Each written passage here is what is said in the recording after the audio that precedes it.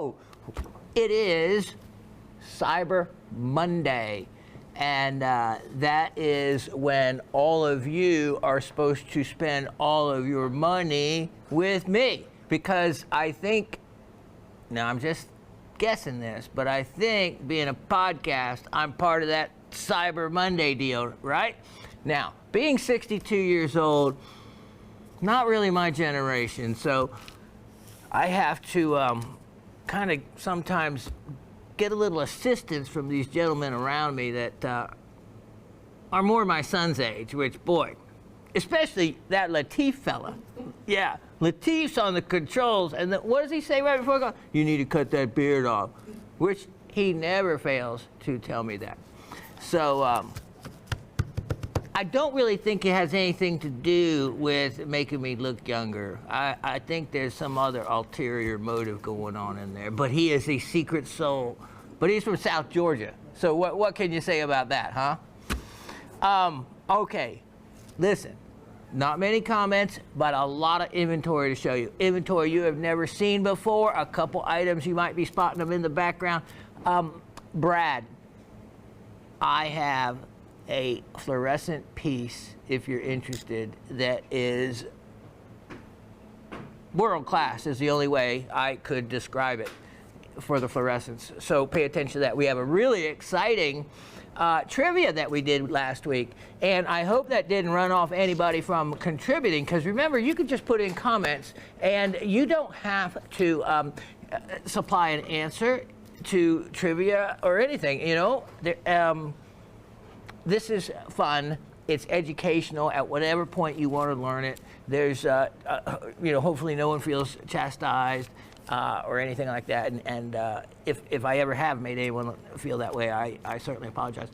This is all about, right now, Thanksgiving.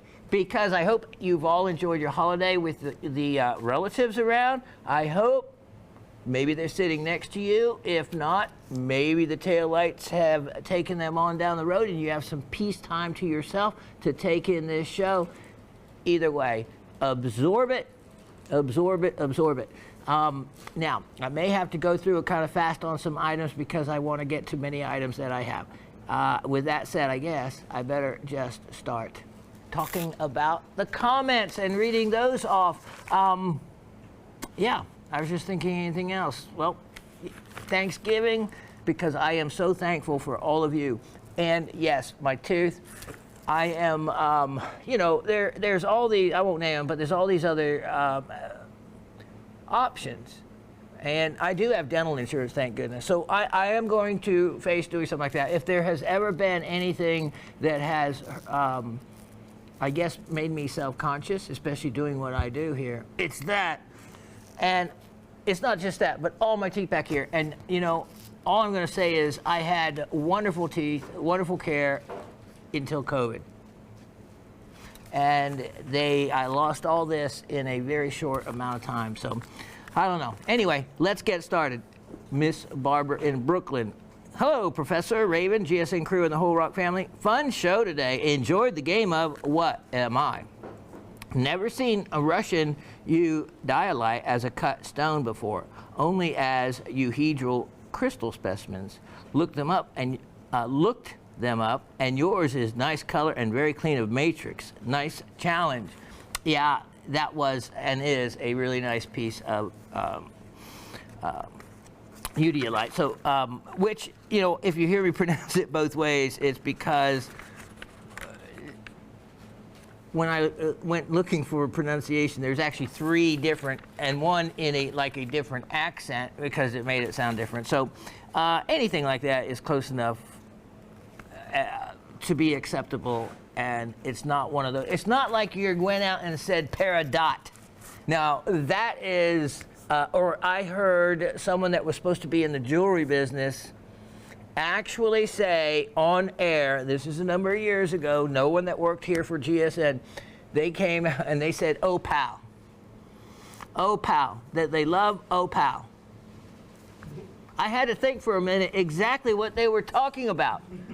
You know, for 4 letters, to mess up the pronunciation so badly that it did not hit me what it was seriously, oh pal. It's like, oh pal, I have missed you for so long. Where have you been, my friend? You know, I couldn't make it up if I tried.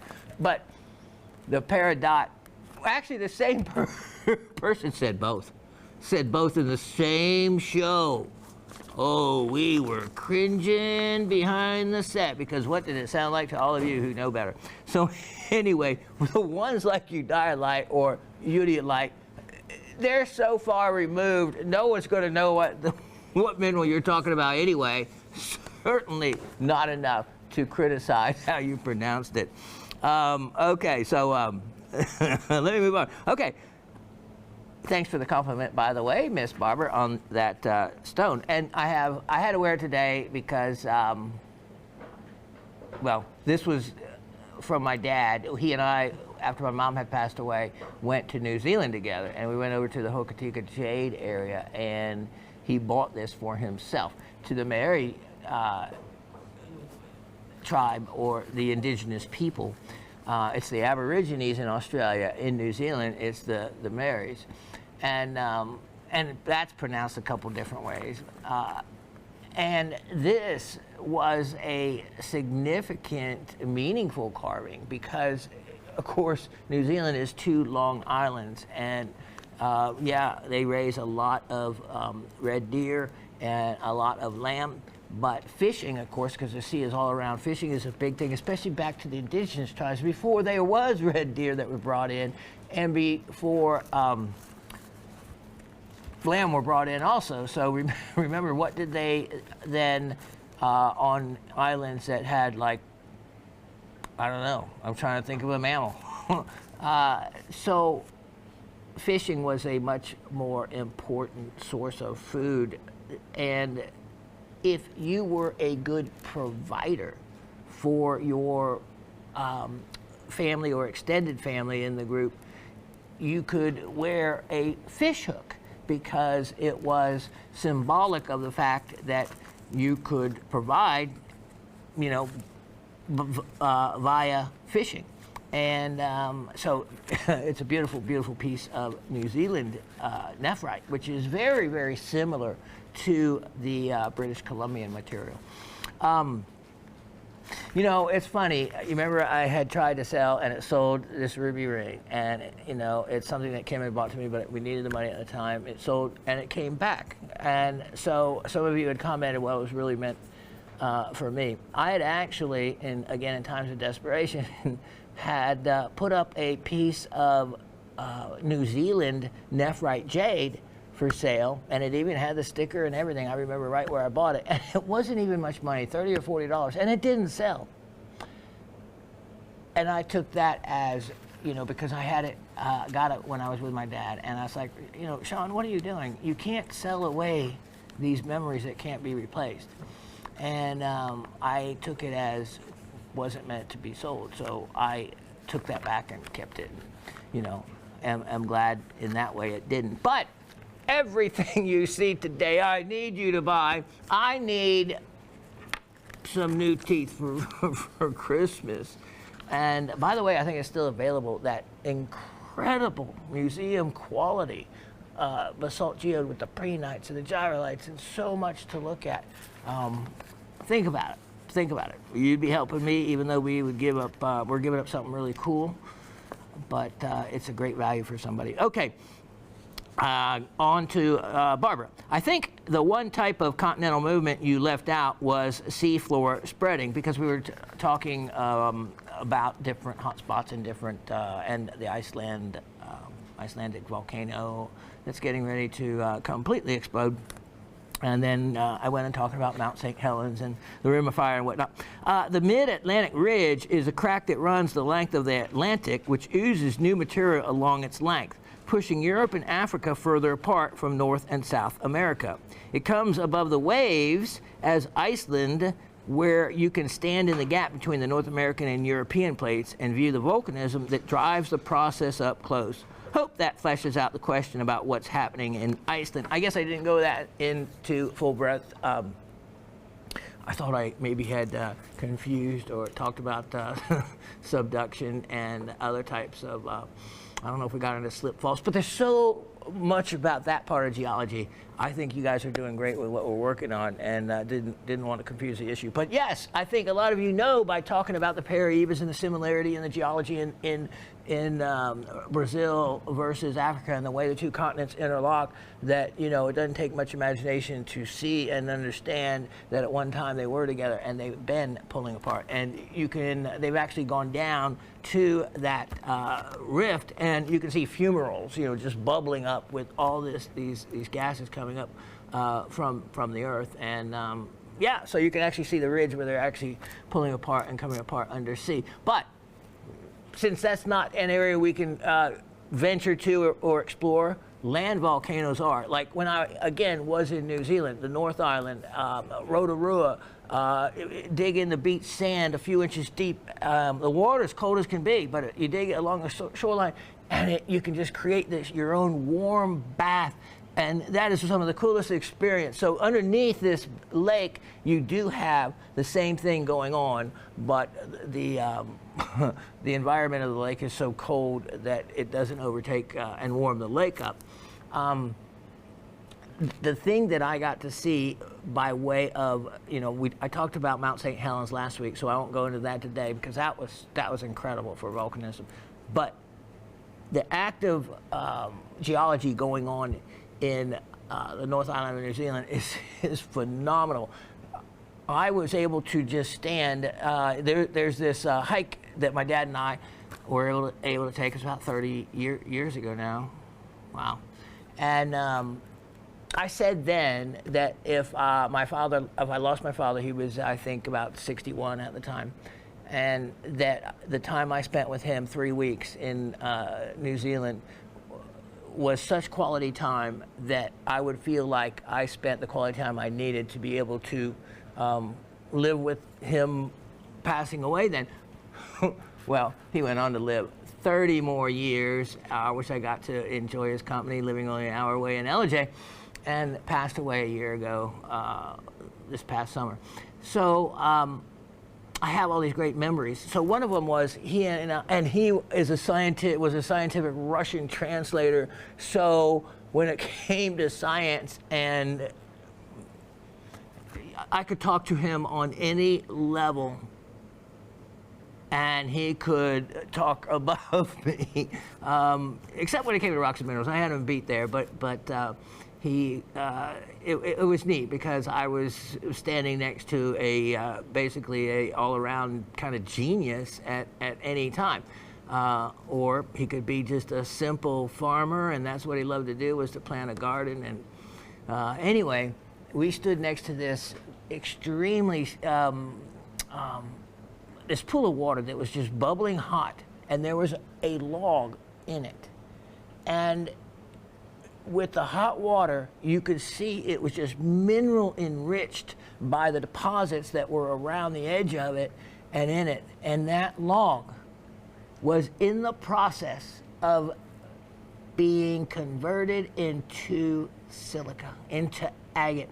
I was seeing the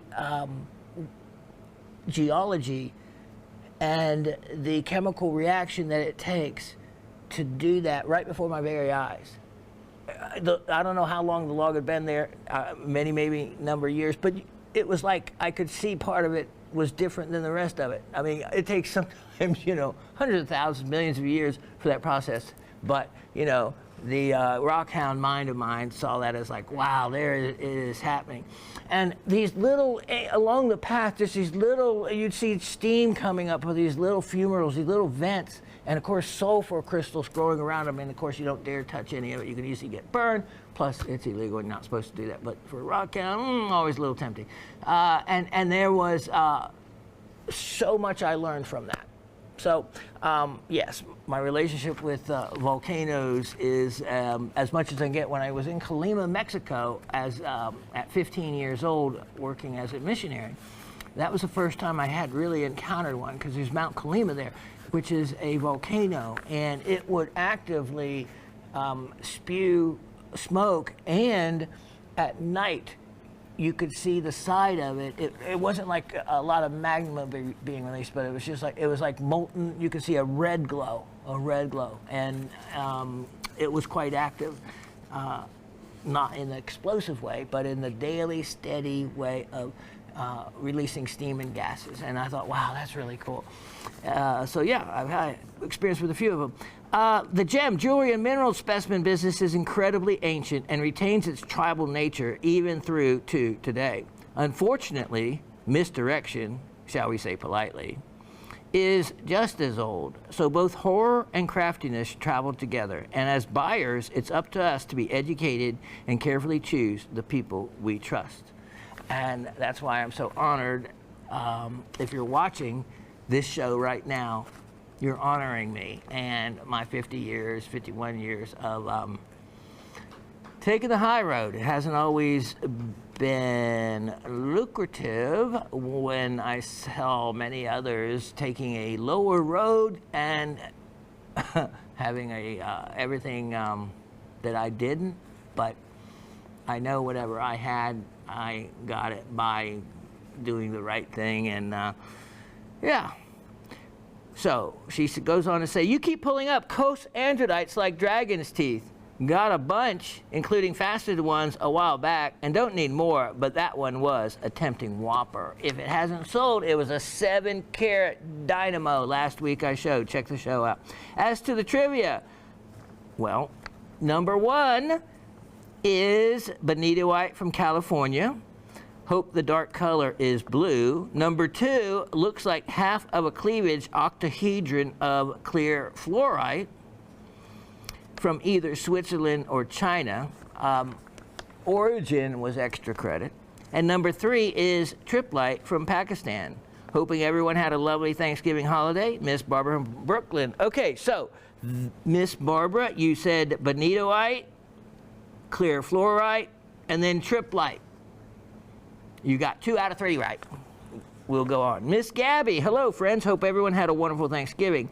Thank you, Shawn, for the ruby and smaragdite slice. Love specimens I can backlight. And that was as thin as I've ever sawed a piece, especially that large, and kept it together. It was like 1.1 millimeters thick on that slice, and showing that ruby against that emerald green smaragdite. Wow.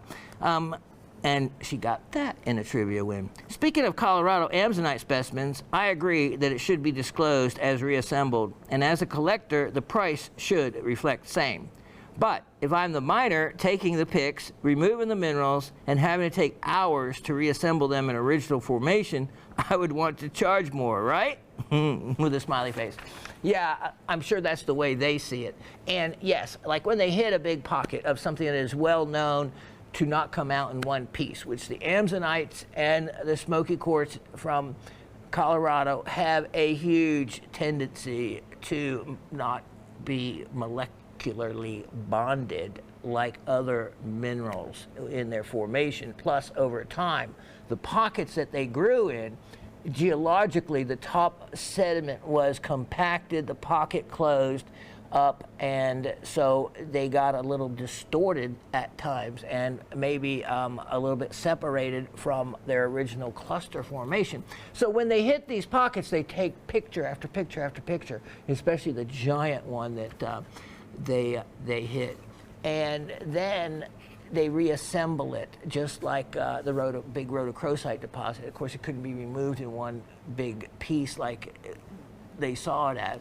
So that is, of course, extremely time-consuming to clean all of them and then to put them together.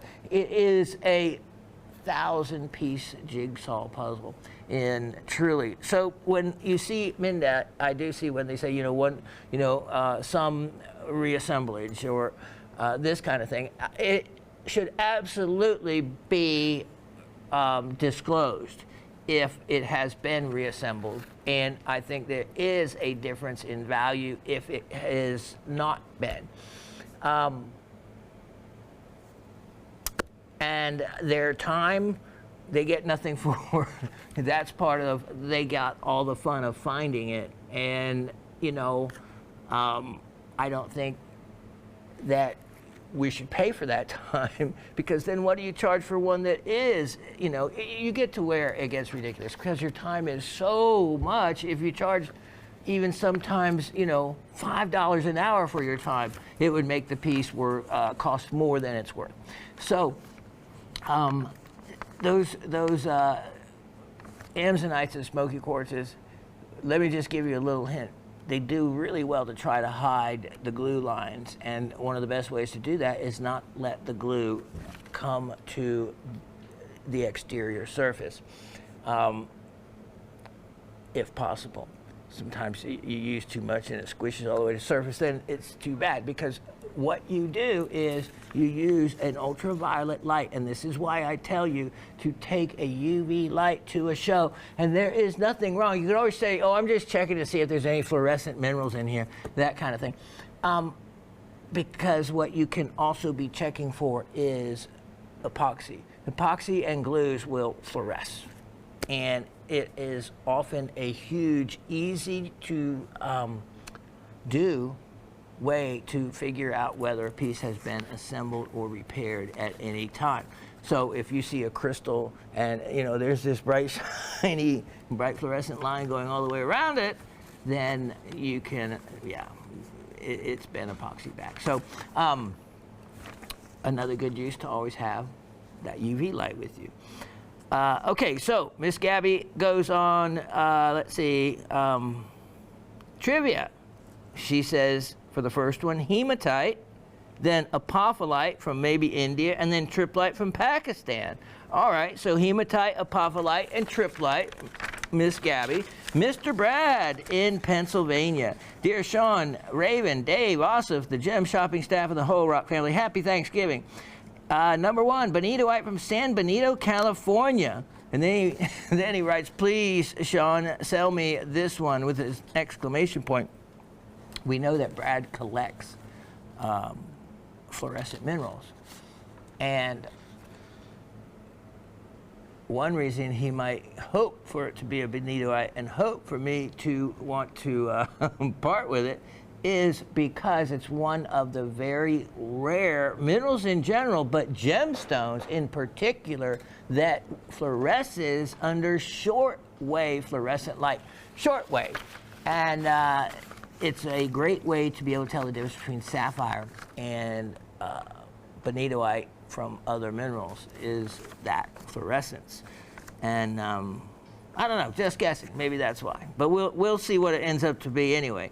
Number two, it looks tetragonal like a pyramid with the apex missing that is a face parallel to the base. I wasn't sure, but your thumbs kind of got in the way, but the corners of the base also looked like crystal faces. I was going to say it's some kind of a zircon, maybe a mature diamond, but it's kind of vitreous looking, so I'm going with a mirror apophyllite, in which case it would be from Mumbai, India. All right, good explanation there. Number three, one of Miss Barbara's Pakistani Ford triplite from Gilgit. Good deal. Okay, so apophyllite, tetragonal crystal system, but there's many habits to that. In other words, many different forms a tetragonal crystal can look like. Apophyllite, just from the meaning of the word itself, means in Greek to leaf away from. So phyllite is the leaf part, apo is away from. So that stems from allusion to the way when it is heated that it will flake off. Even, I haven't tried it, but they even say you can do some of them by heating them with your hands and warming them up, and then it'll exfoliate. Okay. So it's due to the water loss, because remember, apophyllite's a zeolite. Zeolites always will have a water content to them, and water, as we know, heated, expands. That's what causes most of the erosion in rocks and rock slides and all, is the water, the winter-summer difference, the expansion and contracting, even the smallest crack. Water is so powerful it can split a rock. On the metaphysical side, just for the, in case I show any apophyllite today, on the metaphysical side, it eases stress and anxiety. Boy, if that's the case, I need a pocket of that. It also allows you to communicate with other realms. That's interesting. It's known as a phyllosilicate, and if we put apophyllite together with silicate, you kind of can figure out now what a phyllosilicate is. It means it has silica, so in it, and it exfoliates. In other words, it will leaf away. Some of the other minerals that can tend to do that is talc, as you know, would be like chrysotile serpentine, mica. Those are phyllosilicates, if you've ever heard that expression. All right. Goes on to say, I would be interested in Amazonite. To quote your son, hey, Pops, what you got? Exactly. For his girlfriends. I don't have any. Maybe something with mid-level cost, nice color, medium, large crystals in a group, or throw in some smokies. Well, you don't want much there, do you? I didn't take the flat home last week, so I didn't get any inventory this week, but I will for next week have some to show you then. Please forgive my curiosity. I was pondering the previous show. You had an objet d'art, 6 piglets in silver made in Israel. I wondered if it is unusual for Israeli artisans to feature unclean animals in their pieces, or maybe this is a more recent development. You know, I was waiting and wondering if anyone was going to catch that aspect of it. Of course, you know, in the Hebrew religion, you know, they don't eat pork. And this was clearly made in Israel. So I did a little research, and I wanted to know exactly if it was like a thing, like maybe whether it was something that was was from a satire point of view, or maybe it was just a whimsical type of item. Well, I found there was others that I discovered of different weights, all with 6 pigs and rearranged differently, so it wasn't the same piece. And I'm not sure. So if anyone is out there and can help enlighten me, as maybe I'll learn something, if there is some type of meaning to that, whether it's relative to Israel or relative to the Jewish faith, I don't know. But it is completely, I don't know, opposite of what you would think they would make as an object of art. And it took effort, took time, and it was done in sterling silver. Now, if it doesn't get sold, and provided I'm not melting a historical artifact, I'll just scrap it, you know? Melt it for the silver in it, which seems, you know, but if it doesn't sell, and I don't know. So, but I would love for someone to do any homework on that and find out any more. You know, it's like, I was thinking, it's like, well, maybe it's like us when you see the can of possum, you know, and when you're especially up in the mountains and you see canned possum.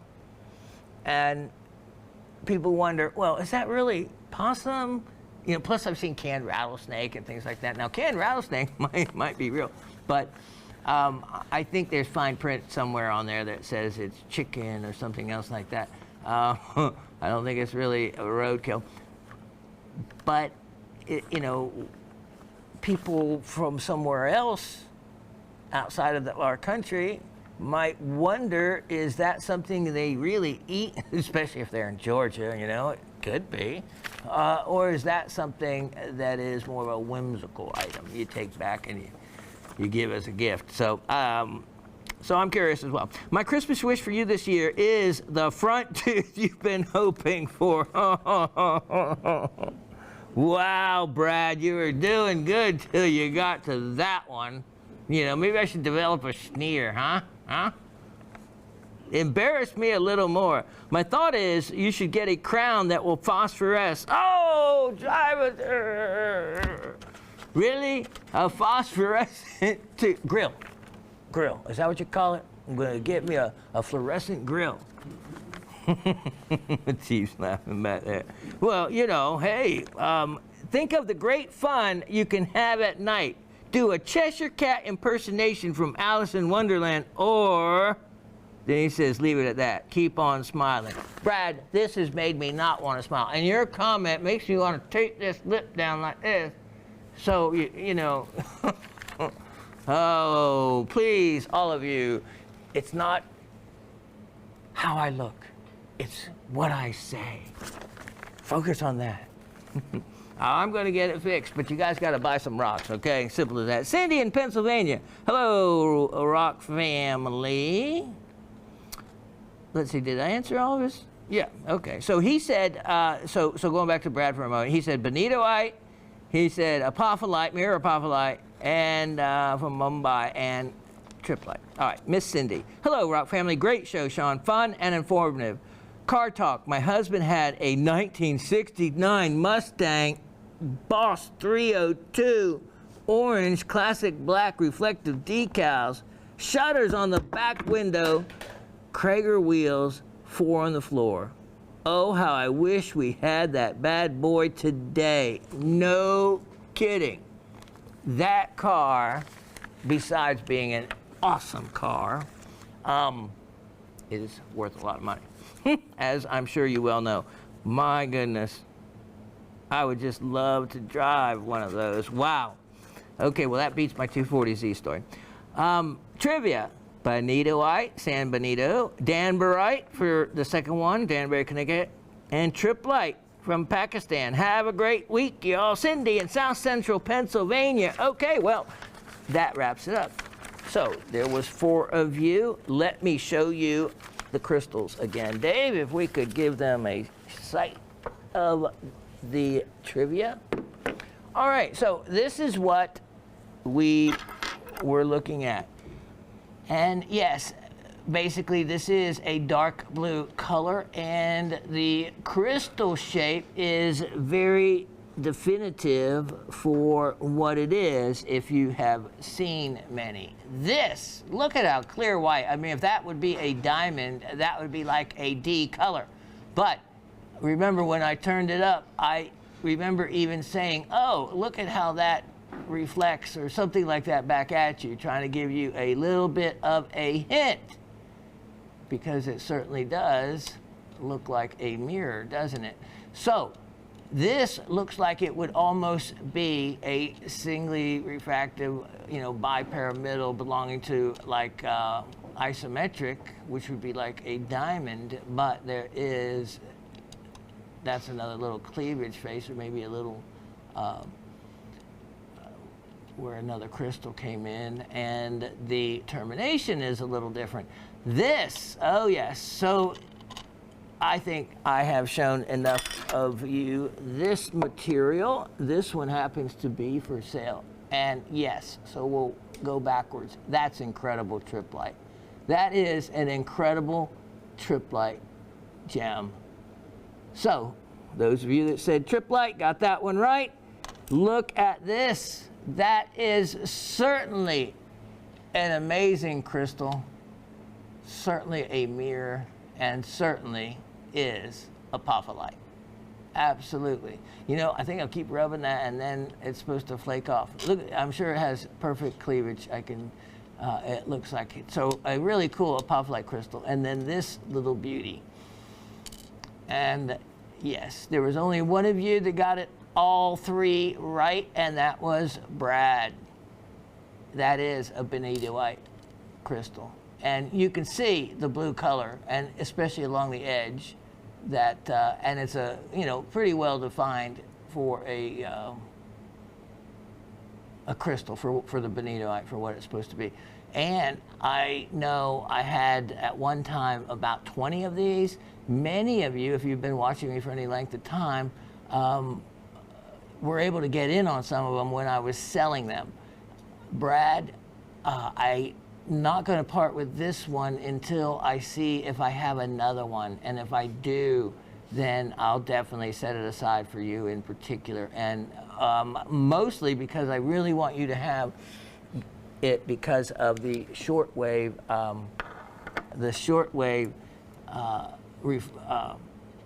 reaction, which for fluorescence, you don't get many things that really have a nice shortwave reaction. And it's blue, it'll turn blue, and they do. I've already checked other ones, not that one in particular, but other ones. So let me see what I can find for you. So that means the answer and winner is Brad, but none of these are the prize. The prize is in here. Check this out. So this is item, if I gave you that item, yeah, this is item number 114-6023. 114-6023. This is thuya wood. Now, I don't know if I've ever talked to you about thuya wood before, but at one time when we did the live show, I know that we sold over 1,000 of these. Over 1,000. As many as we could show and offer. Here's the thing. No two are ever alike.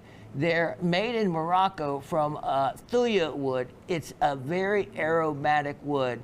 And think of this, no matter how many there was, no two ever were the same. And the lid, look at this, you can't even tell they're boxed. The lid fits so wonderfully snug, and the aroma is fantastic. Beautiful, beautiful type of wood. So I used to have a little card for information that went with them. Just look it up, thuya wood. It's really, to the Middle East, it's a well-known type of wood, and the sap they use as well. Now, no box should be empty. Let's see what your prize within. Oh yes, there's more. Look at that for a giveaway. A nice aqua crystal from Orongo. You have shoral tourmaline there, and it looks like maybe Clevelandite, a feldspar there, but a really nice crystal standalone. And now also, let's see how this turned out, because I kind of ran out of room. Okay, well, this was a piece of malachite and azurite, but it happened to, let's just say, cleave on its own. Yeah, right, Shawn. But I have a replacement for it. Instead of that, how about, as part of the free item giveaway, this instead? I'll bet you'll swap.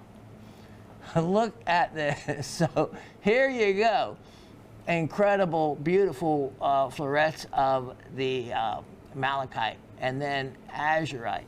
And if we go in a little closer, you might find, oh yes, let's look at these little guys. Maybe some calcite, but look at the wonderful crystals of the malachite.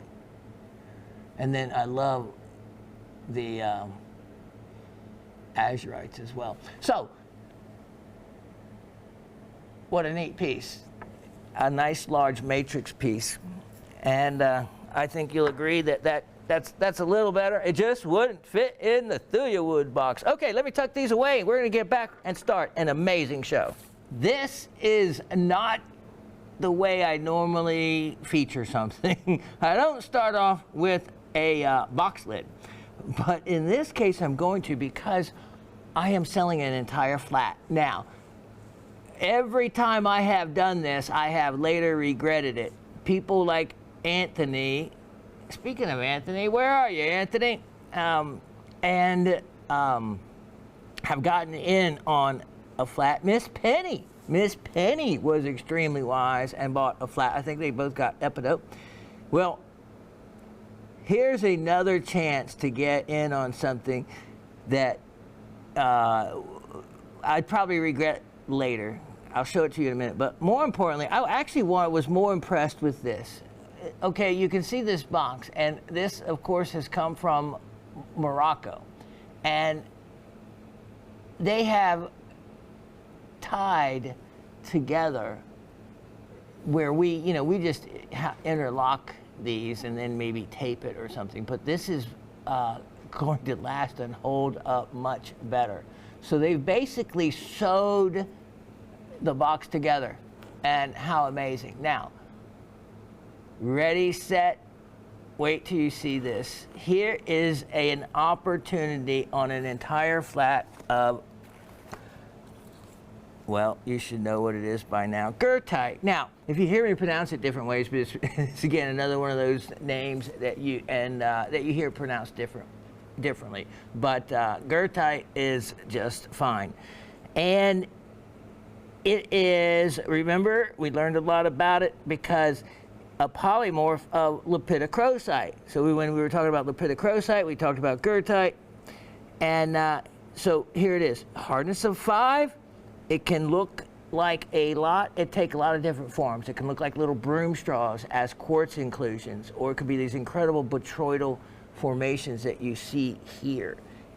And these are much more impressive when you actually take them out. None of these, as you can see, have been unwrapped. This is, I have not opened them up, so to speak. And remember, I talked to you about how they wrap these items. Well, some use toilet paper, others that a step up will use paper towels.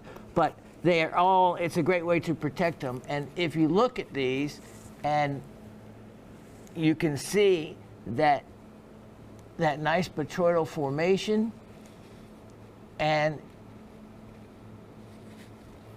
I haven't taken them completely down because you can see maybe a better side even than what is exposed on the front. Let me just show you a couple of these, for example. Look at this one. This is stunning. This is exactly how you want a really nice botryoidal Goethite to look like. And these are from the four-man mine. The four-man mine. And it's a, it was funny. They were asked, well, why do you call it the four-man mine? And they said because there's only 4 men that work the mine. Wow, that's amazing. That is really amazing. And limonite usually is involved in limonite, is another kind of mixed iron oxide there. And then here's another real look at this one. This is a beautiful specimen and really has some nice aesthetics to it. You can wash all these down and remove some of the dust.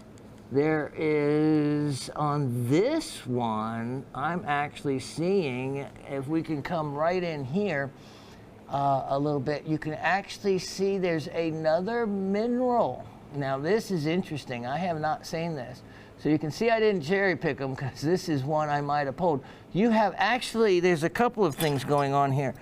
You have, could be calcite, I'm not sure, but there's some unique for crystalline growth here.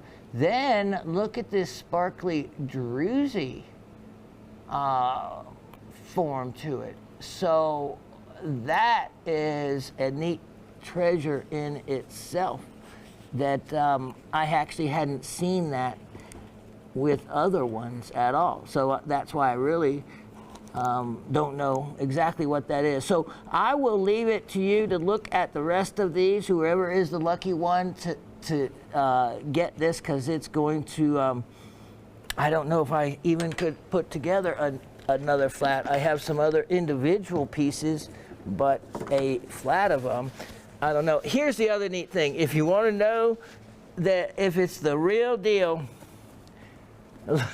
okay, so all I need to show you is this box lid. Okay, so here, of course, that's Arabic.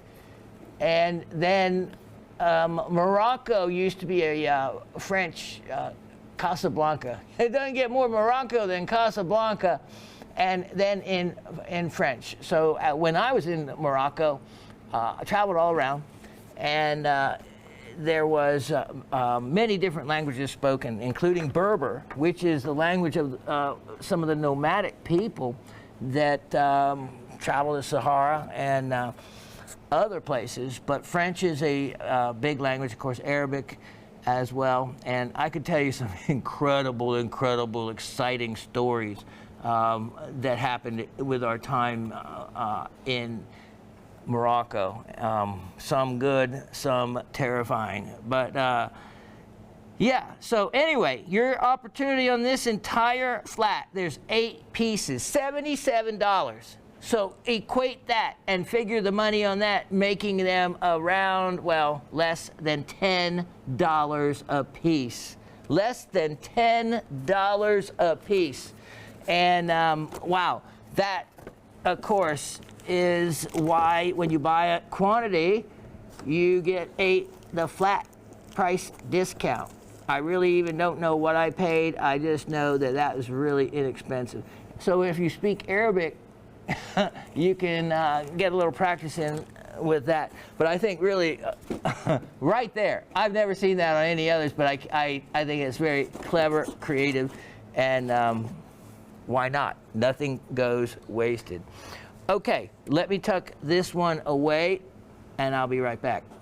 All right, segueing right into a batch of Moroccan material, not Goethite, but there might be some Goethite among this. This is a collection. This is a personal collection. Let me take you into the one in the front, which out of all the other ones that I have, none of them had what this has. As you can see, if we can get the color down right, all this chalky kind of looking material isn't chalky. It is actually chrysocolla. So it's a blue-green color of chrysocolla. You have calcite in this piece. You have azurite. You have malachite. This just has a whole bunch of goodies, and it has quartz crystals. Look at those crystals. There is quartz crystals scattered amongst it, and wow, a lot going on. Hematite right there. All right, so looking at these quickly, here's your Goethite, because I didn't have room to put all this information in the graphic because each piece was a little bit different. So this one, you have Goethite, you have, looks like some reflective calcite there, of course, beautiful azurite, interesting. There's barite that's also found, so you might have to do a little homework on your own. Don't let me do it all for you. That's how you learn. Look at that, chalcopyrite. You see that? If it didn't have that iridescence, it would probably be pyrite, but you can tell by the formation and the color. Chalcopyrite, and cool stuff all the way around. There's a lot more to this. You will have a lot of fun looking at it. It looks like selenite, actually. Selenite, which can occur there. Look at this piece. Look, oh yes. This has fibrous malachite. As we go in close on this one, this has some of the very desirable form of malachite crystals in fibrous form, and that's those beautiful crystals that are fine needles. And let me do this, and then wow, look at the azurite crystals as well. Let's flip this over and see what all we have. It looks like some quartz amongst it, but right over here, look at that. Just randomly went to an incredible spot of beautiful fibrous malachite. And you know, that's just it. When you see these pictures in Mindat, and they're like, wow, look at that, that's amazing crystals. Well, sometimes the field of view is only like 2 millimeters across, and anything can look great in these small specimens when it is magnified and blown up. so like look at that little bug right there. So let's see if we can look into, where is that spot? Right there. And that's where it's fun. Oh, there he is, hidden back under there. Is to travel all around a specimen with magnification. I see little calcites. All right, well, I could do that all day long because that's what I love to do. Look at this, a starry night sky. Wow.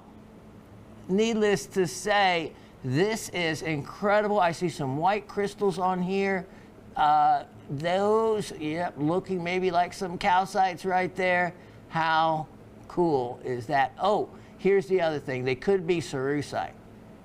Cerussite, remember, is the lead carbonate.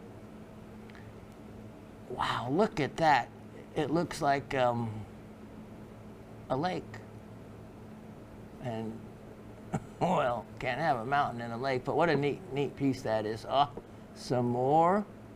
Some of the light blue could be linerite, something we haven't talked about much, but also can be found with it. And then, oh, look at these pockets of azurite. Oh my goodness.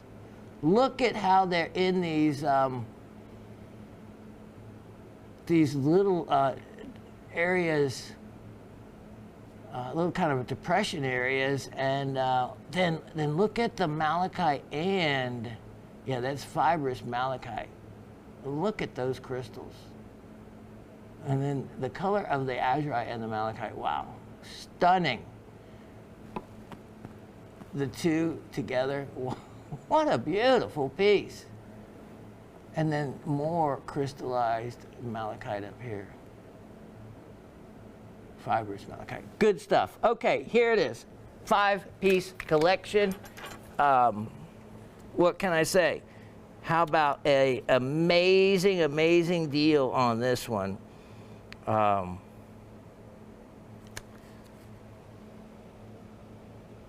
going to let's do this. Let's only do $48 for it all. $48 for all of it. And again, that is with 5 pieces, less, $9.50 each, something like that. Incredibly inexpensive. And there is a couple pieces there. Wait till you see the crystal color piece. Just some really nice finds for you. Okay, now I'm going to let you gaze at something while I clean these up.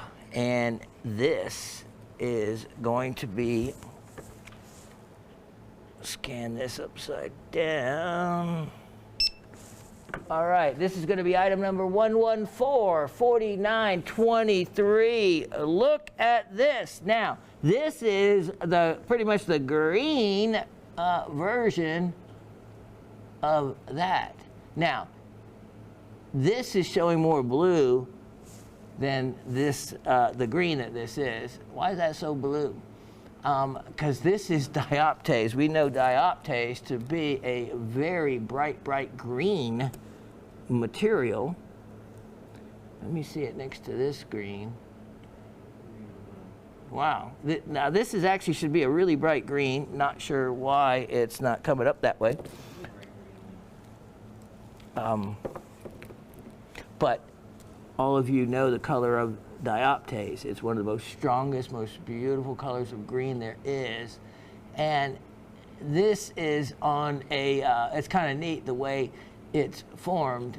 I just have it on some of that sticky goop. But the back side of this is beautiful as well. There's some calcites on this and quartz. It's a wonderful thumbnail piece. This is from the Sumed mine, which I think I forgot to put in the graphic there. But the Sumed mine from 1893 to 1996 when it closed, one of the most prolifically producing mines, with the list of minerals found there is extremely extensive. This is stunning. So when you see it in person, you'll even love it more for the color. Let's just look at it for the crystals a little closer. Look at those crystals. I mean, there is some gemmy looking. Now, looking at it with this color, it looks like apatite, but believe me, it's the real deal for something that can be normally very expensive. And in this case, it's actually in a perky box. I collected this circa 1975. So I actually collected this as a teenager. I didn't collect it personally. I actually added it to my collection and loved it because it had that incredible color and crystallization. So your opportunity to get it in an original Shawn perky box from the 70s is some neat provenance to it. So how about this? $28. Only $28 on that. Most people can't afford a dioptase because the expense is they're not cheap. They're not cheap, and that one makes it affordable. Okay, let me tuck away these azurites and I'll be right back. Let's go from Morocco to Afghanistan. Sorry song, or however that would be pronounced. The pretty much singular mining locality for 95% of the world's lapis. Chile, my son, when he lived in Chile, he brought me back some Chilean lapis. It is a dark blue, heavy on the pyrite, lots of pyrite. There is some Chinese lapis, which is heavy on the calcite, but the Afghan lapis is just right. Stunning, beautiful. So many other words. But do you realize that almost all of what we call lapis lazuli is actually a sulfur-bearing aween? Oh yeah, one of my favorite words. Awi he has named so many minerals during his time. After other people, after himself, he was really discovered. He was a huge boon to the mineral sciences at the time. And so that's as a side note. It was thought that lapis lazuli, that its primary ingredient is lazurite. Not lazulite like you might think. It's actually lazurite. And of course, with more modern science, they have come to be able to test it to the point that it is basically very little or no lazurite, but it is a sulfur-bearing aween that gives you the color.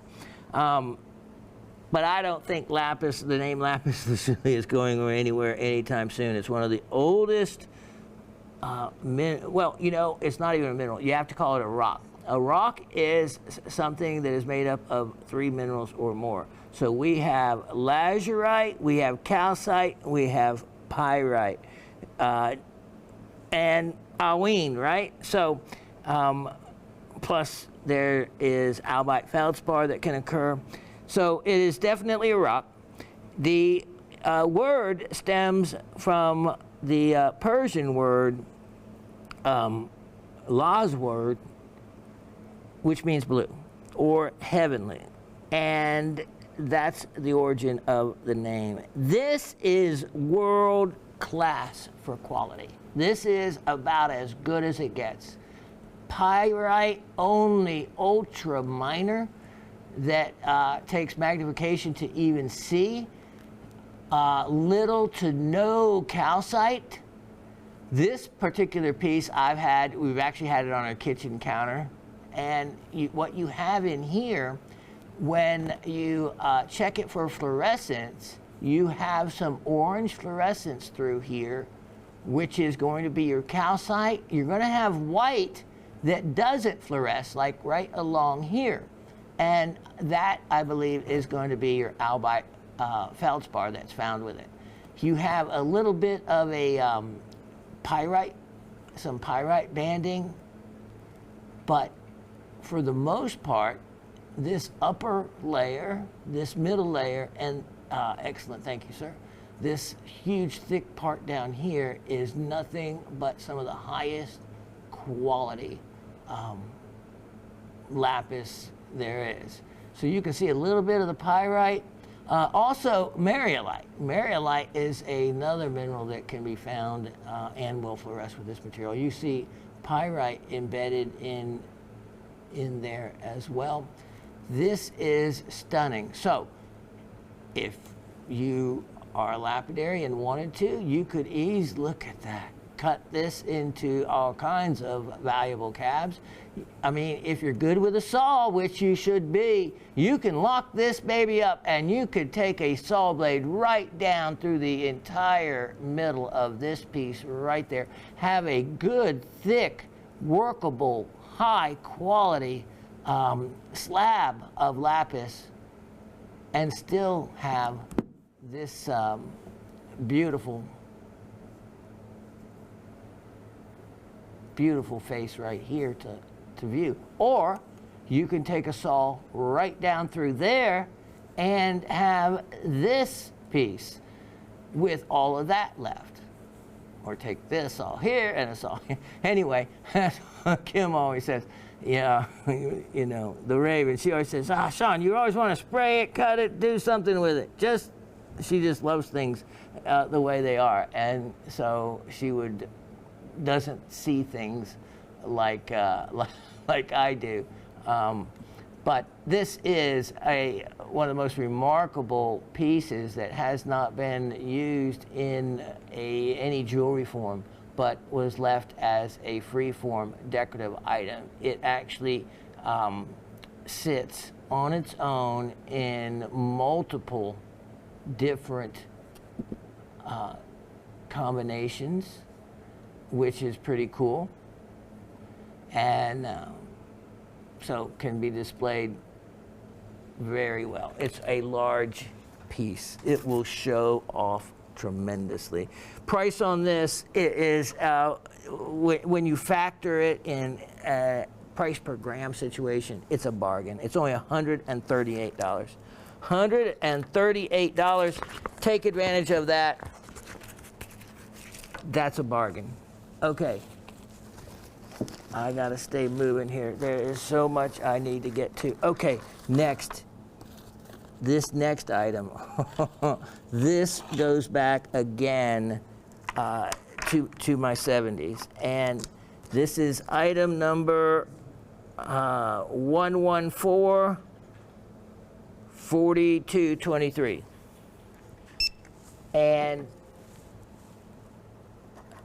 it even has, let me show you. Look at when I used these, the stamp. Yep, the item number, I shall. Let me see what that is. Going to be item 114-4423. I probably saw it wrong. All right, look at what I have been hanging on to all this time. This is back when the Himalaya mine and in San Diego, tourmalines were really being discovered, and all I could afford was a couple of small pieces. Now, I would have normally uploaded what I'm getting ready to show you, but since I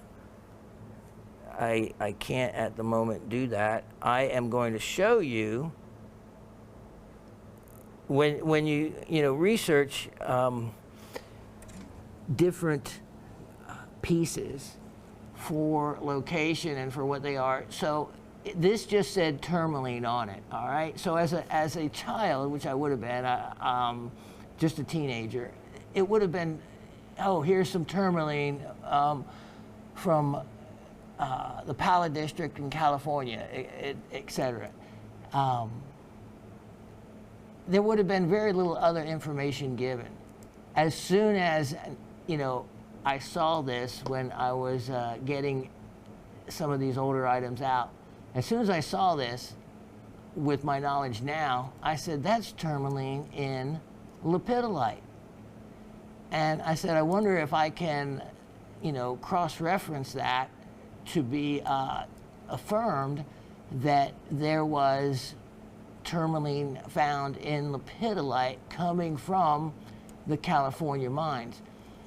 And so as you see this, okay, so I went to my reference guide and started doing a little research, and lo and behold, look what came up. I mean, it looks like it is, do your magic there, Dave, if you can, on the screen. Can you make that blue go away any? Because, boom, look at that. It looks like it could be the exact specimen. I mean, I guess that one won't show at the same time for color. All right, look at that. And that is exactly tourmaline, which is that type of elbite, tourmaline, and lepidolite. We have that, and then we have this. Wow, look at that. So it is easily discernible for that to be exactly from where it was. And scanning through all the other tourmalines and cross-referencing with lepidolite, there wasn't anything else that even came close to looking like it. So yes, it definitely reaffirmed my belief as to what I thought it was. Exactly. So how cool is that? That is old-timey material from California. Look at that. This, even for big people now, this indicolite tourmaline is stunning, actually. It's in quartz. There may be some feldspar and some other mineralization with it, but wow, what a beautiful thumbnail specimen of indicolite. And then, of course, the wonderful pink tourmaline. Both of these, all right, from a classic locality. And this is all I had on it. And this is, like I said, I was probably 14, 15. So this would have been 1974, 75, something like that. Stewart mine. Price for the two of them, you're going to love it. You better scoop it up, because tourmaline Queen Mountain, they call their color rubelites. So basically, it's rubelite and indicolite in there. And what a treasure. What a treasure. I can offer you that combination. Take advantage, $28. $28. Okay, let's keep going here. Now, oh boy, here is a goodie, 114-5023. 114-5023. What I'm going to show you is I had set aside years ago to cut. And I just know I'm not going to get to everything I want to get to. And I have never seen another one exactly quite like it, because they were probably either cut or just not available. Look how big this is. Look at this treasure. And having been to Australia, having worked with many Australian gem merchants, including opal, boulder opal, and sapphire. I got to see a lot of bicolor. I got to see a lot of different rough. And this is one of the coolest, largest crystals of really what I would call green sapphire I've ever seen. And now, when you look at a sapphire, when you get a little bit of a chatoyant play of color across the surface, like this one shows, that there's a potential star aspect that you need to look for. And so you would, polish a light dome on it. Also look at the bottom. You need to flatten that, polish a light dome, see if you can't bring up a star. There very well may be in that. Now, it could be a bicolor. Let's look at this with some additional lighting. Look at the greens. There we go, and let me do this. Perfect, Dave. Thank you, sir. Look at the green colors and the bicolors in this. And wow, look at that as we turn it. And like I said, green, if this cut even somewhat of a green star sapphire or a greenish yellow, or even a yellow star sapphire, have you seen any? No. Look at the colors in here. Here's the thing, I just don't know what it'll cut. It is the way it came out of the ground, and it looks a little worn. So there's also a lot of the stones have are kind of waterborne, so somewhat of an alluvial look to them, and that's common for them from the area that they mine this material. And this is many, many, many, many years old. So I always just wanted, look at that, polish a window into it to see exactly what it held for color and quality, because you get those two parts. You get a really green areas and you get yellow, and I'll take either one or a mix of them if it cut a nice cab. But if it didn't do either of that, it is an awesome crystal specimen just the way it is. I mean, look, I hit some areas of this and it is like green. So, and then there's the yellow. It's just so enticing. But I've never touched it, so I'm leaving it for someone else. Thank you, sir. And there she is. Take advantage. You can be the first one to put a wheel to it. This guy, I am doing it for only $44. It's 29 carats. As a crystal specimen, it is worth that. Look at that chatoyant glow across the top of that. Wow. If anyone cuts a star out of that, you are obligated to show me what I missed out on. Only $44 on that. All right, let me tuck it away. I've got something real cool coming up. Be right back. Now, this is a rare treasure. I mean, even though you hear about it, you see about it, try to find some rough. I don't know. Yeah. It's always cut. You just seldom ever get to see what rough ametrine looks like, or an example of it. It is, in these pieces, they tell a story. Look at the triangle, okay? So that is one giveaway. Remember, we talked about before that it was the natural potassium 40 that is in the ground, which is naturally radioactive, and see the pie slices. You can see the amethyst, you can see the ametrine, and it'll alternate, looking like a radiation symbol, basically. But it is a iron valence conversion that creates that, and how it does it alternately, I'll have to let you read it because we don't have time to explain it, and you'll need to read it a couple times to maybe understand it. But believe me, it's Mother Nature. Now, it does not leave any kind of radioactive signature, so you never have to worry about that. So this slice, which I sliced myself, shows that triangular alternating pattern. Look at this piece. Now this is, and beware, there is so much fake citrine and amethyst, or ametrine, I don't even want to call it that, in the market. Beware. When the purple is too purple and the citrine is too citrine, then it is been made to be that way.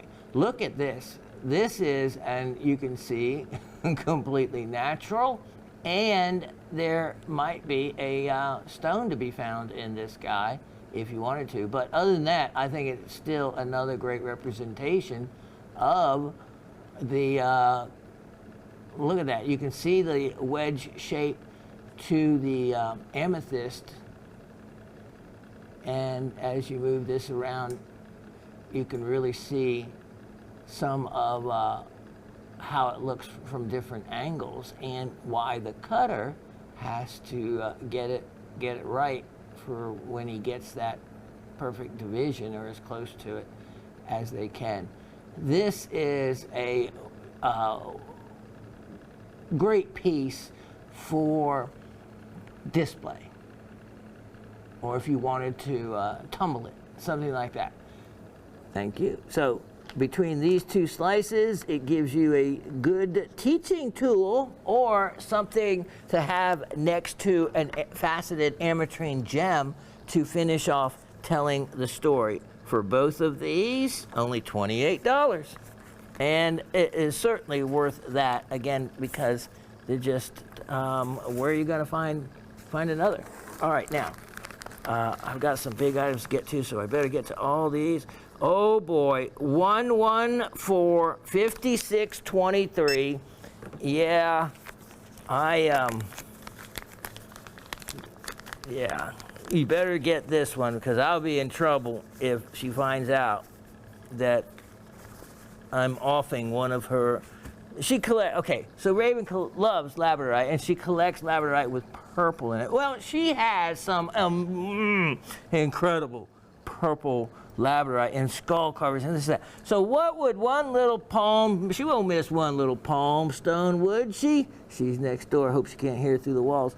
Check this beauty out. You ready for this? Look at this. That's just a little glimmer. As I turn this around and turn this around, look at that purple. Now, that is purple haze right there. Look at that. It is almost, wow, it's almost like a cat's eye. Look at that. And, you know, labradorite is one of those, again, gems that colors will look in different directions. No, let's try that, Dave. Yeah, turn mine off, yours on. There we go. And so it also will form lamellarly. In other words, if you're seeing color like this in this direction, you're usually not going to see color. So it's if it's on one side, most likely you'll find it on the opposite side. Look at that. Now let's experiment. Let me put mine on here, yours off. Ready? And cut that off. Let me see this. We have some of ours in the on the windowsills, and it's the windowsills where you really can pick up some beautiful colors, and the sun doesn't hurt it. Let's switch back. Ready?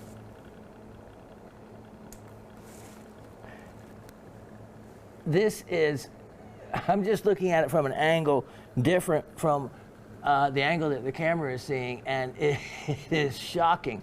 As you can see that it's like a pinkish color from here, but as I turn it in different ways, it becomes either a stronger purple, other colors. There is a real strong orange angle. And this, they call it a palm stone because it fits perfectly in the palm. You can put it in your pocket, and you know, I don't know. I wonder if there's something, I don't know. I don't think it's piezoelectric, but there's just something about this that, I don't know. It's energizing. It's energizing. of course, it is cuttable. And those of you with a saw can take a saw right down through the middle, and what you do then is you access the purple that is on both sides of the interior. So you would have, you know, like a sandwich, open that up and you'd have a couple other additional sides to polish if you wanted. It also give you 2 stones instead of 1. And so there's nothing wrong with a saw blade. Try to convince Raven of that, but when you see this in person, you're going to get a much more magnified color than what I'm seeing now. It's more muted, but it is shockingly strong in its reflection of color. Just really, really beautiful. Anyway, price is certainly right. On this guy, it is only, wow, really? $38. $38 on that guy. And with the purple, it makes it a very desirable, because the purple is the rarest color in labradorite. Now, you know, again, spectralite, the Finland variety, that is electrifying as well, and I really love that material. All right, now let me show you item number 1144023. And this one, let's see what we have. I think I have a price point for everybody. Oh, yes, look at this. It is small but mighty. You can see it in my hand, but let me tell you, wow, does this have some crystallization. Look at that.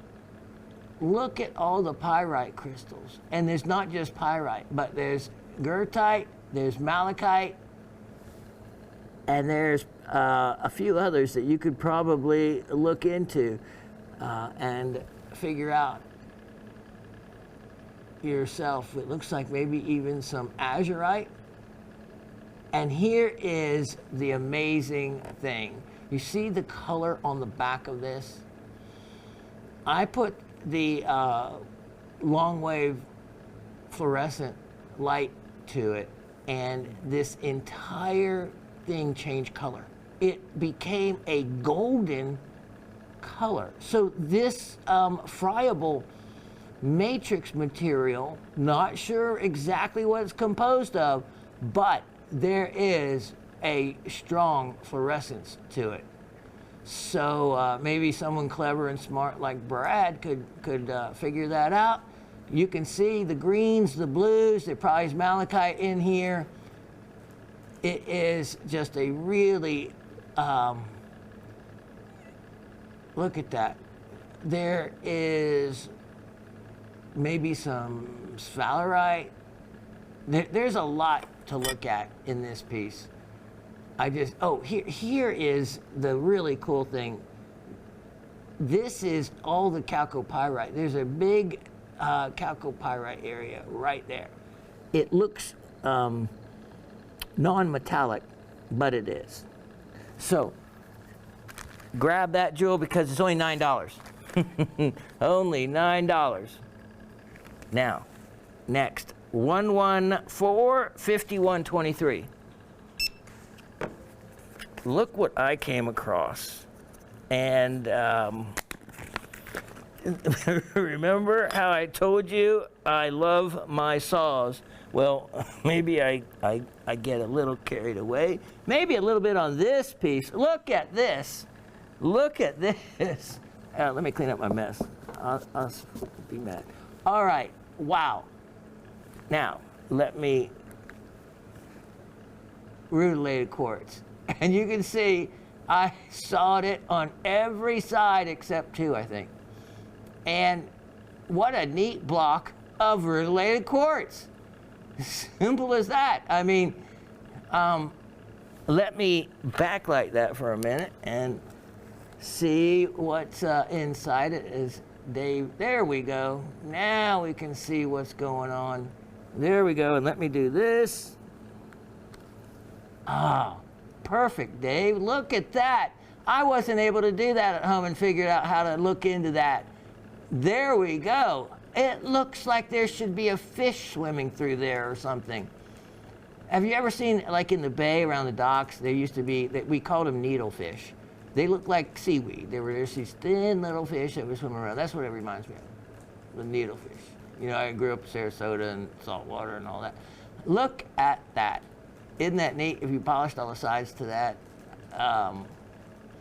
you would have a really, really cool scene. Thank you, sir. All right. So, for that block of rutile, I have a deal. And it's only going to be, let's see, what do I have? Yeah. I'm going to get things confused here. Okay, yeah. How about this? That neat piece for rutilated quartz, $18. Only $18 on that guy.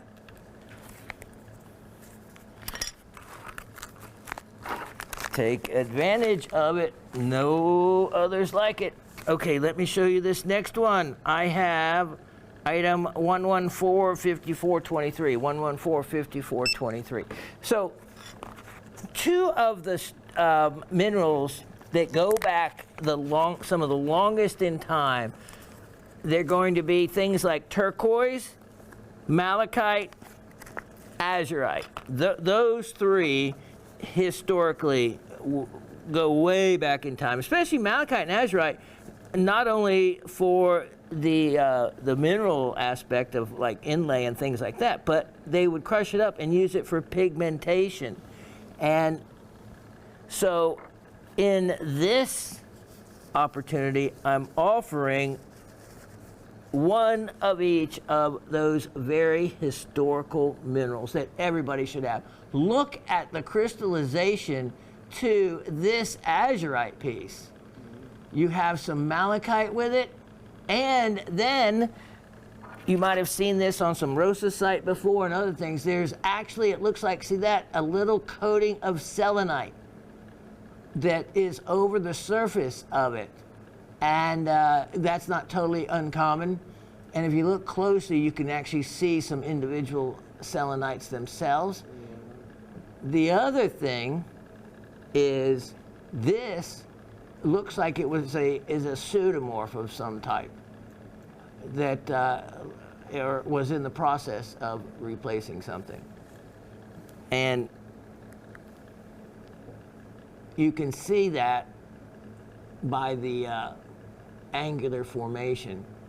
Wow, look at that. And then look at the fibrous malachite there. And then you can see that this actually, at some point, had a fracture across it.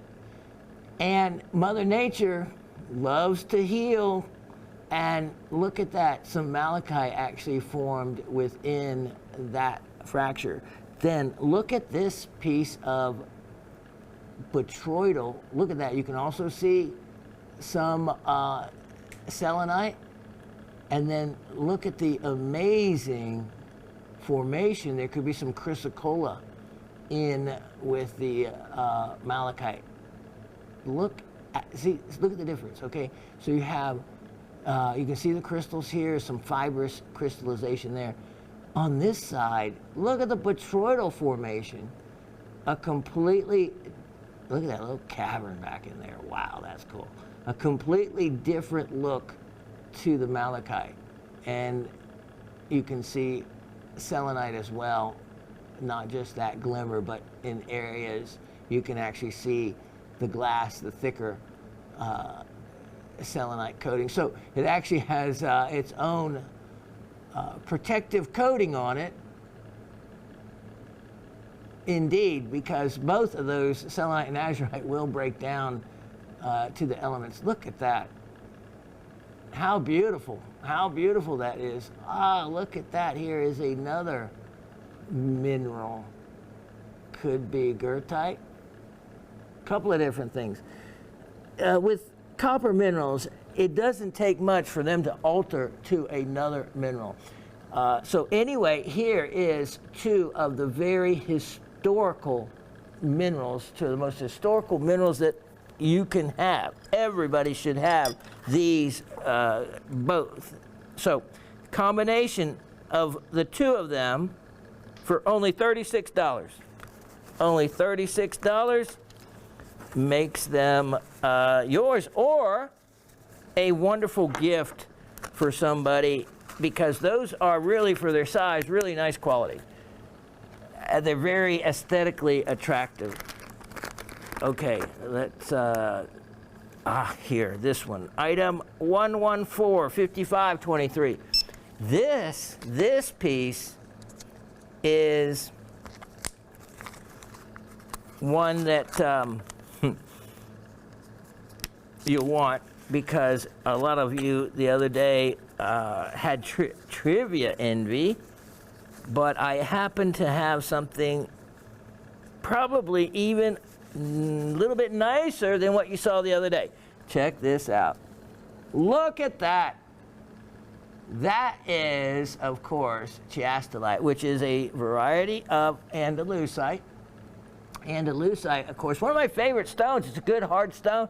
Andalusite has that extremely strong color change, dichroic color change, from a copper green to like a copper red to like an olive green.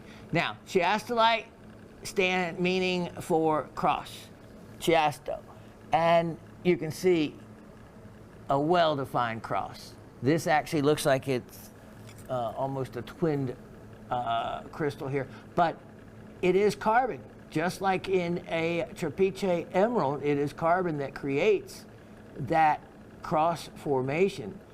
And I was messing with one of these and light the other day, and boy, it sure seemed like andalusite. It sure seemed like it had a color change from one direction to the other. But let me just show you and backlight this, because it has some really pretty colors in it. And also the growth lines. See that?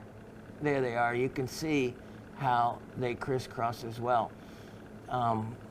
Really neat. And I turned this a particular way and it looked like there was pink, but maybe that was wishful thinking. Thank you. Anyway, I have one of these I'm going to offer if you want one. This one's actually really nice. It's equal thickness. It's not tumble. It's got a great clarity and a perfect formation for a cross. If you were to make this into a piece of jewelry, it'd be easy to do. I would probably put the bail up here in that notch, and wow, you'd be left with a really nice look. Price on that, only $36. Only $36 on that. All right, let me tuck away a couple things. I have some amazing items next. What I am getting ready to show you, you have never seen before. Now, this is a whole new product category I had to create. It's called Shawn's Repair Project. I have a couple of projects I'm going to be featuring that time's not going to allow me. Or put it this way, I am offering you an opportunity if you're a lapidary. If not, just as these are. These are stunning opportunities. Now, you have no concept for size, do you? Let me put my hand in front of this. Look at the size of this crystal. This quartz crystal,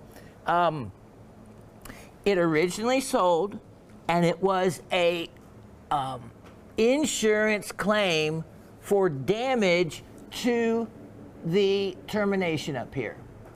Now, all I was going to do was grind the top down and either leave it a little frosted or polished. You can actually hold this against a grinding wheel if you're a lapidary and easily fix the boo-boo at the top. Here is, though, what is amazing. Even leave it like it is if you want. let me show you the irises. The irises are everywhere due to the location and the presence of the inclusions. All these sides have been polished. This quartz crystal is fine white in clarity. Take us in a little closer, Dave, and that's good. If you look at this, there is irises that jump out at you in so many different angles. And look at them. They just keep coming. Look at. And this is just one angle of light. In other words, oh, by the way, this comes with a lighted stand. It's actually, let me show you, below this, it's an LED light. I'll show it to you in a little bit. Look at all these. Look at all these irises. This piece was sold as an iris quartz crystal, and it does not let you down. It is exactly that in so many other ways. So what we've done, we have only have light coming up from below. Angle, if you have light coming from elsewhere, other angles, it's going to give you another completely different look. This is remarkable. There may even be in hydros, if you want to hold, let's see, it's, what is that, 8 pounds, 7 pounds? No, 4,060 times 454. Yeah, that's 9 pounds, 8 pounds. It's heavy. It's a big crystal. Look at these. But it is so much fun.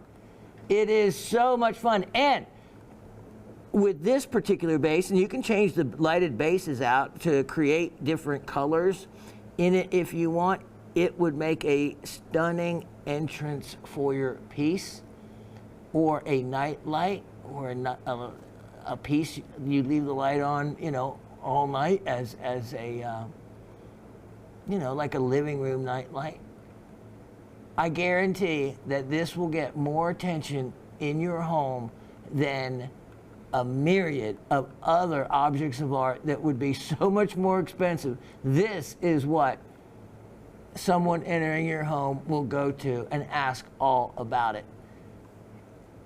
It is remarkable. Now, if we look just at the very top where the boo-boo is, that is going to give you what is a, look at that. Okay, so again, you can actually polish, let's say do 3 sides and hand hold it, and you can easily fix this. My thought was just to put a little dome across the entire top and either leave it frosted or polish it and clean it up if you want. If not, just leave it like it is. It looks like it could be a natural part of the crystal.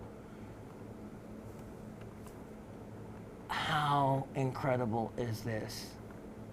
How incredible is this? I've never had something so large and so beautiful. Now, as we come away from it, I'm going to show you a little more about it. So here's the bottom, which is just as stunning. And you can see how big this is. Look at that from above, and actually from below, there's actually some patterns in the way it was formed that look like it follows a crystalline order. Look at even the beveled base. This is really cut very, very well, and it's polished exquisitely. This originally, the price was over $1,200, and I can easily see why. But I am offering this, and let me show you the light. Did you see the light? Here's the LED light, and it comes with a little switch on and off. $188. $188. Yeah, exactly. I know, Latif. It's a deal, but I want it to sell this time around. Oh, here is a sticker you want. on it. That is the Made in Brazil sticker, which tells you it's Brazilian quartz, which of course is a good thing. There are no other nicks or anything. It's just the boo-boo at the top. And for that, you get a $1,000 discount and a light thrown in. So what we've done is we removed the light underneath. So this is just the ambient light that is in the studio. And it really, we were looking at it, it does so little to diminish it. Look at the irises in it. It just can't help but to reflect them. And again, there may be, look at this, it's even more. There is even more. And this is just using the no focus lighting. And look, if you look, they are throughout. They are throughout. This is actually maybe no light at all is the way you want to use this in your house. And goodness. For that kind of money and this size crystal, it is impressive. Now, I do want to show you, let me turn the light up to this. So here is the actual light that I'm including. And the only neat thing is this is actually, look at this. This is, well, true onyx. In other words, it is agate. It actually has some, the white lines like you would find in, look at that, sardonyx. So this is actually a piece of agate that broke off of something else. So anyway, it's just part of the deal I'm throwing in so you can have a underneath lighting. You can use it for whatever you want, not for this or something else. It's just an extra freebie but goodie. That is a piece of quartz. That is impressive. You see how there's almost, you can see, I don't know, maybe it's my imagination, but it looks like almost following some type of crystalline structure. I can't get over the irises. When you see this in person, you're going to be blown away. Like Miss Gabby, John. I know John could fix this if he wanted to. I know Harry could. I know Anthony could. But does it really need it? We've actually had it on our credenza across from our bed as a night light. Exactly as it was. Never bothered me to have it like that. No one ever knew any different.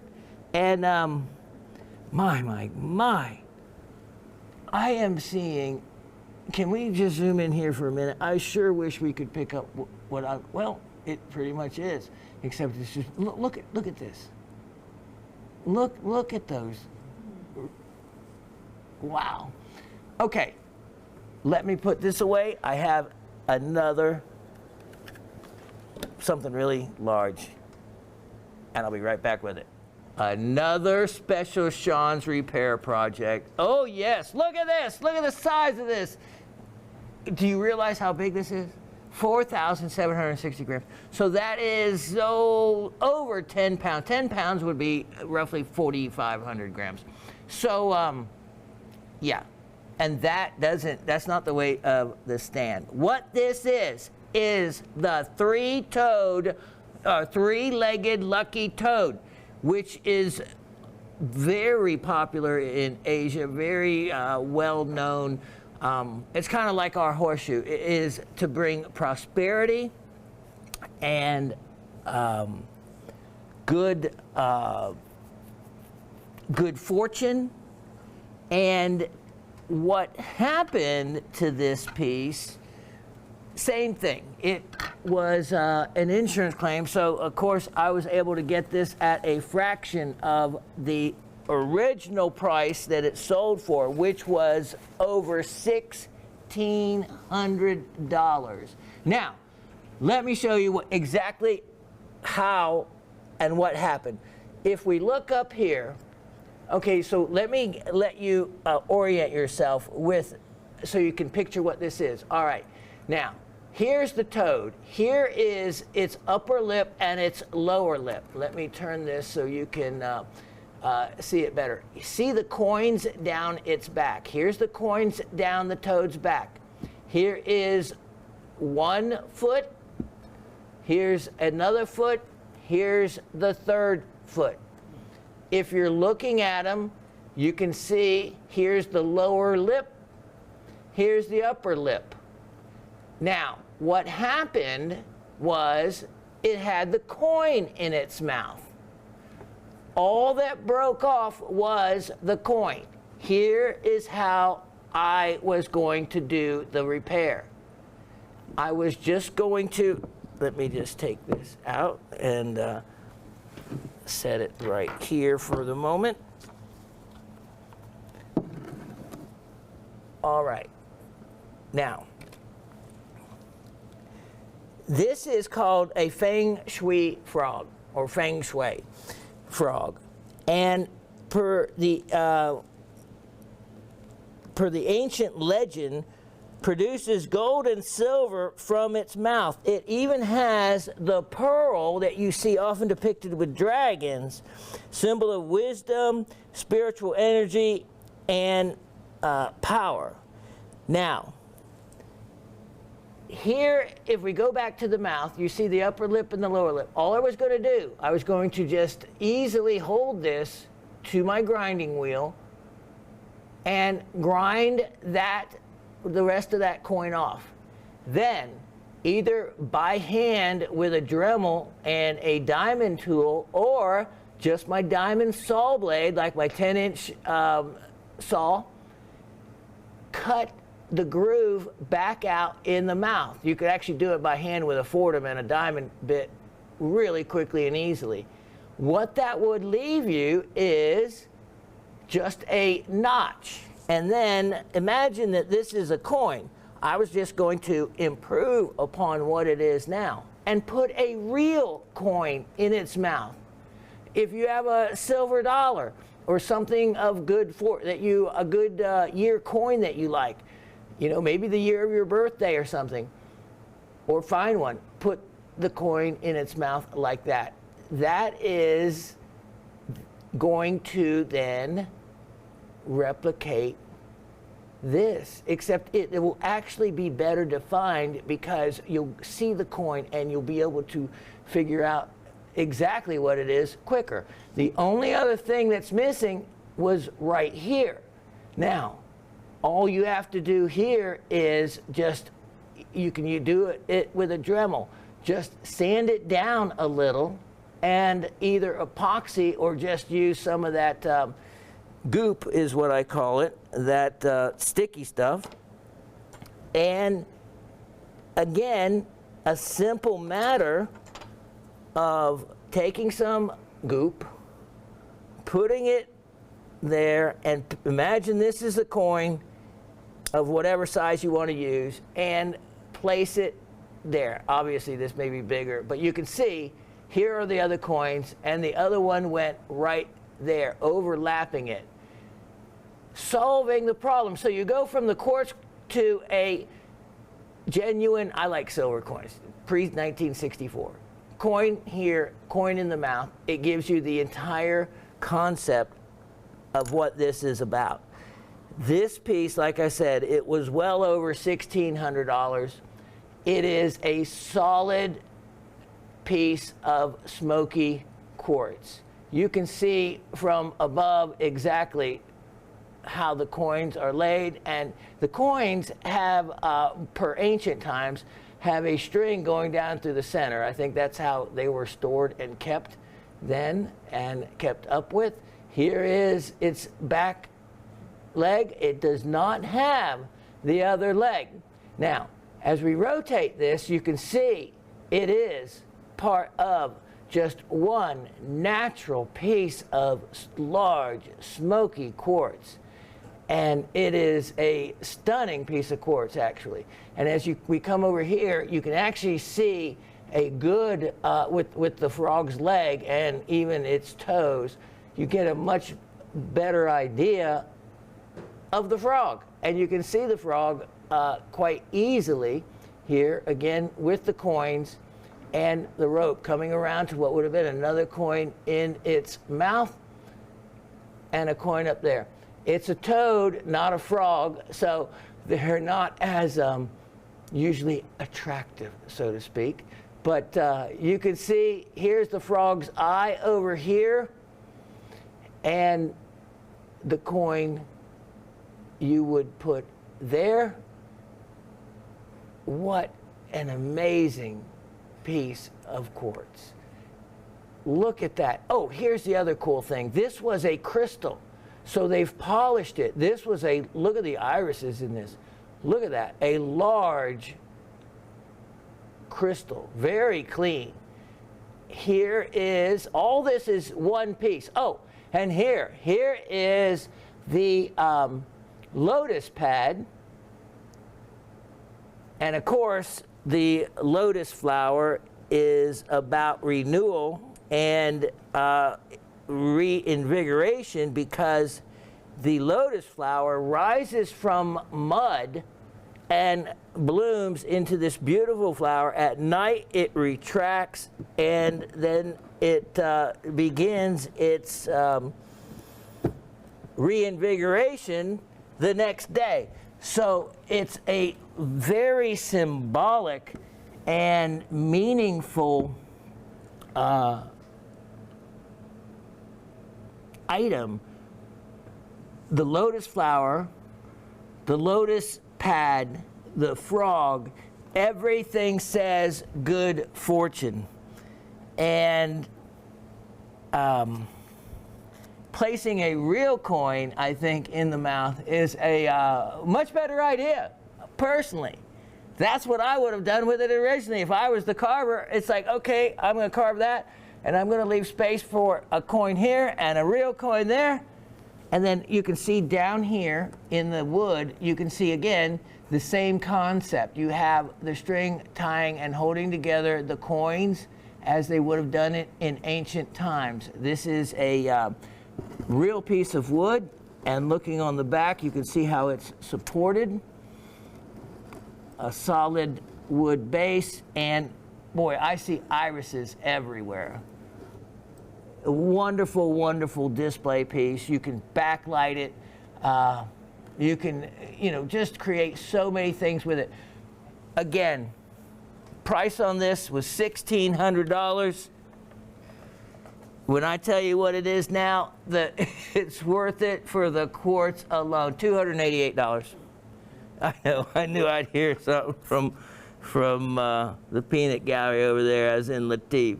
I know, Latif, but I need my front teeth. So, actually, I should be the one that needs the frog and the lucky coin. But maybe someone will take pity on me and buy some of these items, because I can't get a new tooth and take this to the dentist and say, will you trade me this for a tooth? Of course, $288 won't even barely get you in the office, but okay, I'm going to set this next item right here so you can be enjoying it while I put this away. All right, so Dave, let him focus on this. We're not going to pause. We have too much to do. I'm going to put this right back here before I drop it. We wouldn't want that. $288. Can you imagine getting that kind of discount for just a little nick or a chip on that? My. And you don't even have to be a lapidary. It's beautiful the way it is. If you didn't even touch it and do anything but epoxy a coin on the top part of it, and then it really wouldn't take a lot if you wanted to cut a notch, just even a little notch in where its mouth is. Or again, like I said, you can take a coin and carve a half moon into the coin, or about the angle where that one was, and that way you can epoxy it to it. It will look like the rest of it is going in its mouth. All you have to do is be a little creative, and you can create the same look for a fraction of the price. All right, what we have here, Brad, this is what I was referring to. It is item number 114-4823. This is, you would never believe it, but it is the most outstanding piece of fluorescence I have pretty much ever seen, especially in agatized coral. Now, look at this. Here's first the really cool part. Let's start with the back and look at how well defined you can tell that this is coral. I mean, this looks like it is coral right off of the reef instead of 25 million years ago. So this has the well-defined and preserved like hexagonaria areas of coral, obvious as coral. Then look at this agate, but not just any agate. The majority of it is chalcedony. And the neat thing about chalcedony in the right circumstances is it is fluorescent. And I can't tell you exactly where it's going to fluoresce, but it fluoresces in bands. And this is really what is amazing. You look at this and you see darkness. When under long wave fluorescence, all you see, this entire area is green. And I don't mean an ugly green or a light green or a mint green. It is green. It is shockingly green. I was so amazed, and now, you know, maybe I know why I maybe have had this piece for decades. Maybe I looked at it decades ago, and I've never sold it. There was a reason why I still had it. Now, here is the cool thing also. There is, and how I had to figure all this out, it took a long time, mostly because I was having so much fun with it. This is quartz. These are quartz crystals, but it is like they were pickup sticks. You remember pickup sticks as a kid? Of course we did. You do. The way these quartz crystals are laid is like that. They are almost horizontal. They don't stick straight up, horizontal, but they're in so many different odd directions. When you fluoresce it, it gives you a better concept of how and exactly what you're looking at. I did a hardness test. It is not calcite. These are quartz. If you look at it from the side, you can see a couple of them that will stick up straight enough and tall enough that you can go in and look at the 6 sides of them. See this rim? This little rim is a rim of quartz on top of the chalcedony. So what happens when you put the long wave light on it? Below the quartz, the calcite fluoresces and it shoots through the green. All this darkness goes away. You don't see any black. Actually, I'm not sure where the black is even coming from. I'm not sure if there is carbon inclusions in the quartz. I didn't really see any. That is a mystery still. But like this area right there does not fluoresce. The fluorescence is not one little spot. It is the entire face. Plus, it fluoresces like around there. It fluoresces in and out all different bands in different colors, yellow fluorescence, green fluorescence, even into these areas that you think it wouldn't, it fluoresces. It is striking, simply striking. And down here, there's fluorescence. I wish I could show it to you, but we just cannot capture it on camera. This I showed Raven. I said, look at the color it is now. And then I showed her the fluorescence, and she couldn't believe it. She could not believe the difference. This piece, I'm not sure what it is actually worth. It could be a lot more, but I know that it has to be worth the $77 I'm asking for it. If you're a fluorescent collector, it would be worth many more times that. Or I don't know, many more times, a lot more than that. The desirability would be stronger than any value you may want to see. It's only because go find another one. There's not. And if you check with Mindat, they admit that some fluoresce, but there was nothing comparable, nothing. This would easily make a picture and should be pictured before and after and sent in to Mindat to add to their collection for the possibility of it. That is a striking treasure. All right, now, clock is ticking, and I have a long way to go. It is item next, 114-5923. 114-5923. I had to go in one of the other bedrooms. I hadn't been in the bedroom a long time. It's one of those spooky bedrooms that's ravens. I walked in the bedroom. From where I could climb to, I got to the windowsill. Oh my. I opened the drapes, and along the windowsill, this is on a dark area of the house, so and they were not sun-affected minerals, but I had never looked at for years, had totally forgotten. Let me show you one of the treasures I found. Look at this. Genuine cinnabar. And I'm talking about the kind of cinnabar, not the fake cinnabar that you see, the red shellac and resin that they call cinnabar and make into all these different, well, I wouldn't call them carvings, they're molds. And they call that cinnabar. No, sorry. Cinnabar, true cinnabar, is chemical formula HGS. Hg stands for mercury, S for sulfur. It's a mercury sulfide. That's all it is. And believe it or not, that liquid stuff we played with that was so dangerous that our mom let us play with as kids when she broke a thermometer, this is where it comes from. Let's look at this closer.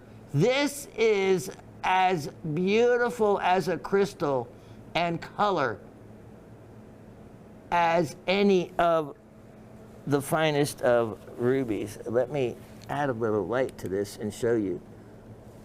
Look at that. Look at that. That's what I'm talking about. Perfect. Look at that. There, it's a hardness of 1.5 to 2. There is some brave souls. I have never faceted one, but some have. Some people have. I mean, it's not wearable. It's just strictly for a collection. But you certainly could from that. Look at that. Can you believe they get the silver liquid metal from that? Thank you. And the other thing, the dolomite around it. Look how beautiful and how crystalline the dolomite is. It's remarkable stuff. And yeah, so there is, and besides that, I found more of our collection. Oh yeah, more of our collection. I have this priced at an excellent opportunity. It is only $48. Only $48. I have one more to show you, in case you miss out on that. Take a look at this. Take a look at this. Okay, so this is item 114-5823. This is Cyber Monday. This is why I have all these cool items for you. I need my front teeth. I am making deals. Make the buy, because the items either will be no more, in other words, they'll be sold and I don't have anything else to replace them, or they will be a lot more expensive. Don't forget, dolomite is a calcium magnesium carbonate. So it's just like calcite, except with magnesium present. Take a look at this. Here is, okay, so you can see the difference in size between the two. But let's look at the crystal to this one. Look at that. Look at that. I had to look at that real carefully to make sure it wasn't a twinned crystal. I can't actually see underneath it. I'm not completely sure what is going on there, but that dolomite definitely splits or is in between that crystal. Now, let's do the same thing. Let's add a little light to this. And, all right, so the light's not passing through to the other side, so I think there are two separate crystals. So let's look at that. Oh my. I tell you what, a Burma ruby could not be any finer, by way of color, of course. Look at that. Look at that. Look how actually far down that goes. I see some red deeper in there. And then let's look at this one and get the light right to where, look at that. Now that's stunning. That's stunning. And it's, these crystals, being that they're, you know, cinnabar are so soft, they're well protected. That dolomite is certainly protecting them quite well. Thank you, sir. Look at that. What a great find, huh? And I'll bet a lot of you don't have cinnabar. And almost all the cinnabars I see, they're not big specimens. This is, oh, look at that light reflecting from them. So, you know, opportunity on this one is going to be, well, let's do this. Let's make it absolutely a steal. And how does only $58 grab you? $58. So 48 and 58, beautiful, beautiful dolomite crystals surrounding them. What a bargain. What a bargain. Okay, now, item number 114-4723. What I'm going to show you next is something that I not only mined, but I sawed it, made it, the works. It is similar to the item that Miss Gabby won in the trivia, but this happens to have, well, take a look. Take a look. And boy, I went with the black light, and truly, it has to be at least 100 rubies. You may not see it, but the black light will tell you they are everywhere. And they are, if you're seeing they're purplish, they're really actually a lot more red. Not sure how your TV sees it, but let's backlight this. For one, look at the smaragdite, which means emerald, and you can see why. Look at that green color. And then look at how many of those places. Now, the white areas could very well be white corundum. They don't fluoresce, but they wouldn't without a chromium content in them.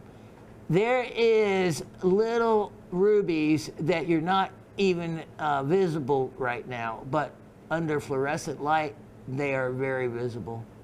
Look at that. Thank you, sir. This is a real collector's gem because guess what? Nobody else is pulling out any material from Chunky Gal. This, there's a whole story to that. Don't have time to tell you, but I was in the right place, right time. And wow, that is a fantastic collector piece, and also the price. It is only, just because I want everyone to have some Chunky Gal material that I mined, $38. $38. Now, as I quickly show you, item number 1080422. Manganoan calcite. We talked about manganean and manganoan last week. Take a look at this. take a look at this. Stunning. You see the light pink tint to the calcite? And then look at the stair-step growth, which is unique. Look at that. And then look at the pyrites. Then look at the phantoms. And look at how unique some of, let me get my little light here, some of the phantom growths are. And like this one over here, look at that V-shape formation. Look at those pyrites. This is backlit, and you get to see, look at all these, look at that, that's clear. Wow, clear fluorite, which is unique. As we keep moving behind this, look at the calcite, and then some of these stunning blues, and let me show you the backside. And as we look closer to it, look at this. You have calcite crystals. Thank you, sir. Look at these little white calcites. And look at the pocket in there. White calcites and pyrite. There may be some chalcopyrite I thought I might have seen. Look, see the phantom growths in there? You can see the, well, that's why they call them phantoms. The silhouette of it. Here is more phantoms in there. And then the stunning Manganoan. This was discovered in a, well, they probably were sneaking them out of a fluorite mine that they wouldn't disclose. Only in a, only had the province. And this stands up on its own if you want. It is stunning. I have marked the price way down on this piece and offering it for truly less than my cost. Again, I need those teeth. Let's make this one only $177. When you have a piece as aesthetic as that, I was looking, I'm sorry, I had to look at some of the other mineral dealers' pricing, and I was floored. They were charging thousands for some specimens of mine that were only similar, that were only hundreds. I have to go quickly here. I have item number 1143723. When's the last time you saw a real deal Keokuk, Iowa geode? I kid you not. Keokuk, Iowa. This was one of the ones in our yard, in our rock garden, until I really realized what it was. And it's stunning. Now, you could probably use some oxalic acid and pull some more of the staining out, but here is what makes this super special. Look at these crystals, and look at the center. They have a phantom-like growth, beforehand. There we go, Dave, make me look good. And then you can see a cloudier center and a clear exterior. Oh, there we go. Now, there we go. Look at that. You can see that perfectly. Oh, that is a really good shot. Look at how far down into this it goes. And then look at the bridging. Let me get a pointer. Oh, look at the bridge back here of quartz that just goes across. The most amazing thing about this is there are doubly terminated quartz crystals everywhere. doubly terminated, and some are in some of the most unusual positions when you look at them. Like, okay, there's one. See the points at both ends?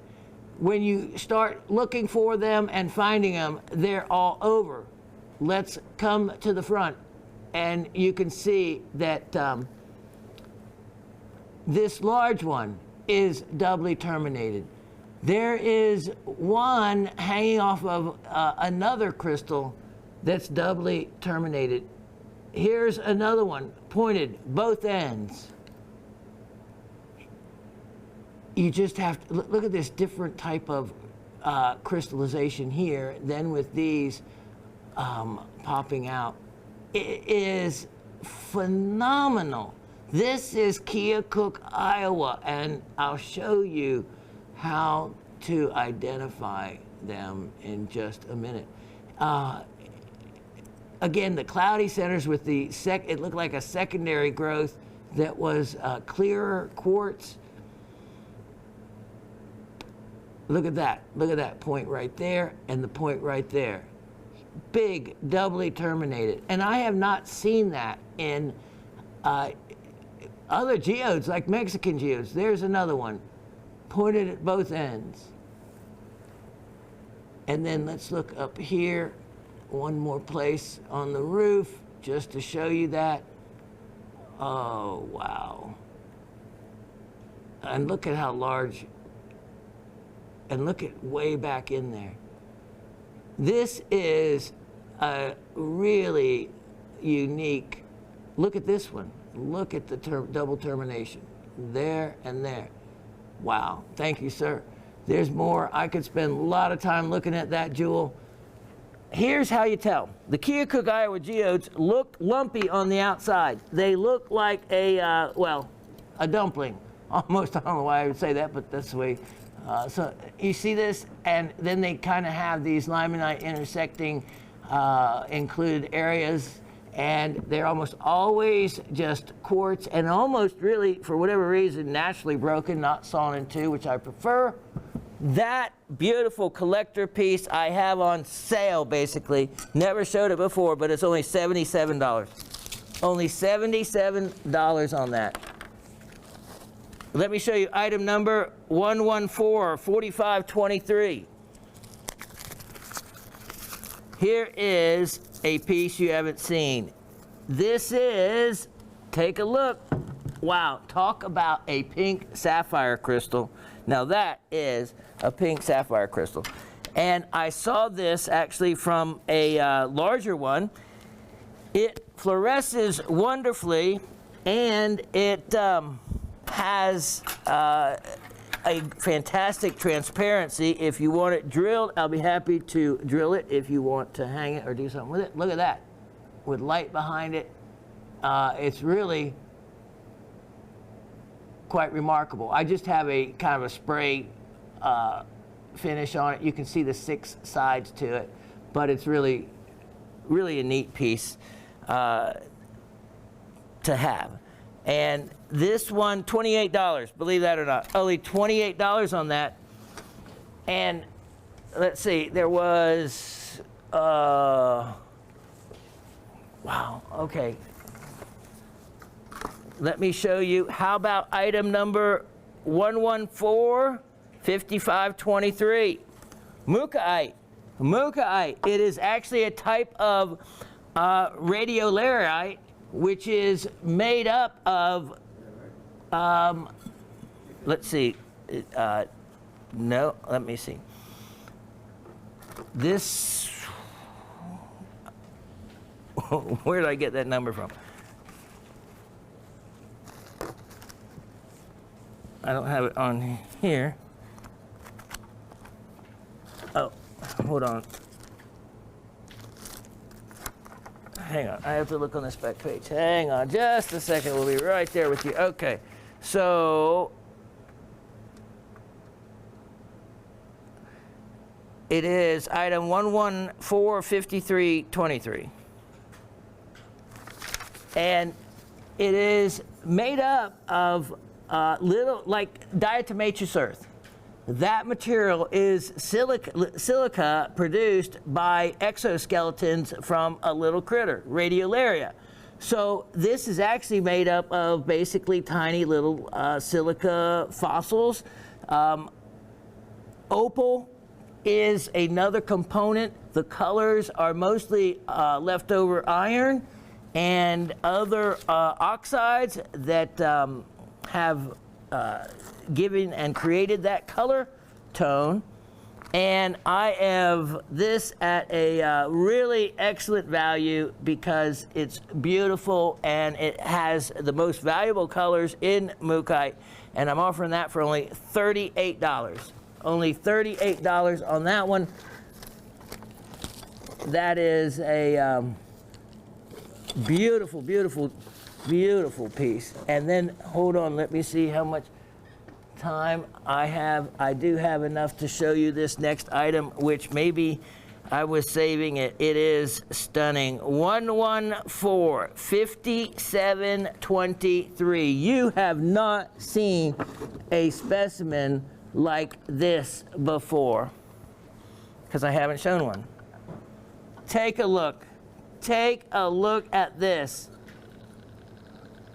It is incredible. It is mint green, true mint green apophyllite. Look at that. That's exactly the color it is. Yep. When you look straight down, those crystals are square.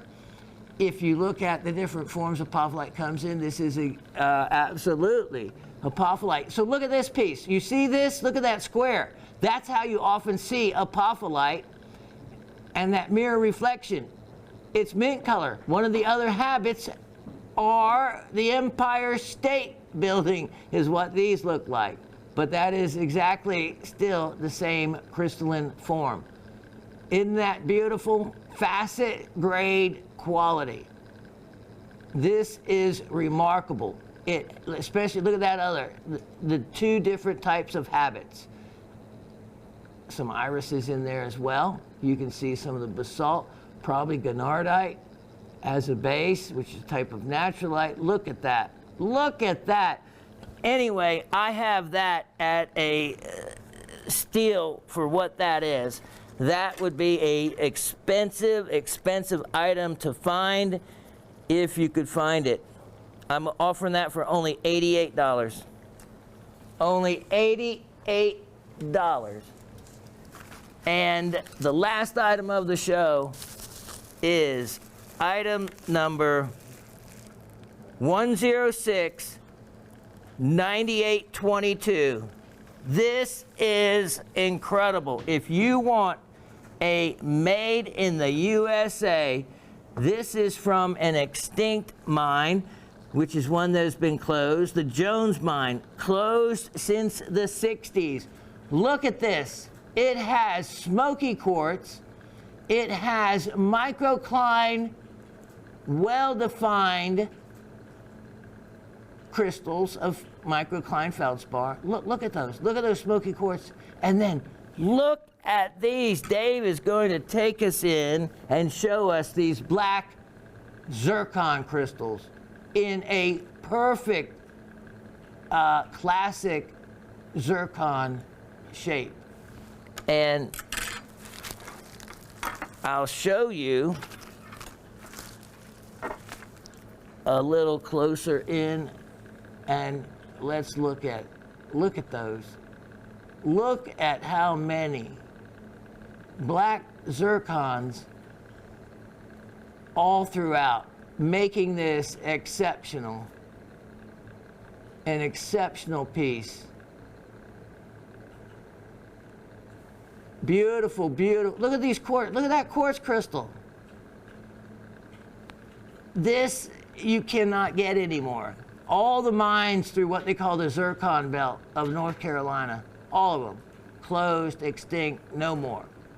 I was fortunate to get a flat of these, and I'm sharing them with all of you. I'm offering this one at a sale price, which means I am dropping the price of this guy to a unbelievable deal for you so that you can own one also. and make that one only $48. $48. That's the last item of the show. I'll be back with the trivia.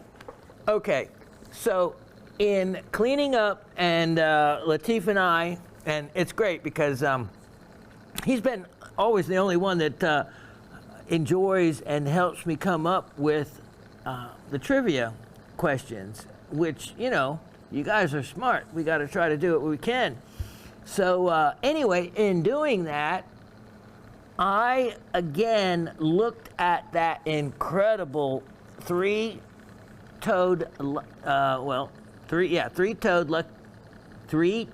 lucky toad. Say that 3 times. And in doing so, one of the really neat aspects of it I had forgotten to show you. So kindly enough, he reset the camera. And you can see this is in location, so this is where the lotus pad is, right here. And look at this. Now, from other angles, they're certainly sharper and better. You see these red-looking filaments? Kind of spooky looking in some ways, but they're really distinct and very sharp looking, and I think an important component to the piece as a whole, especially since I think in the description I actually put hematite in it. And so you'd probably be looking over the entire thing wondering, where's the hematite? Where's the hematite? And you'd be wondering, because it doesn't just jump out until you know it. It's there.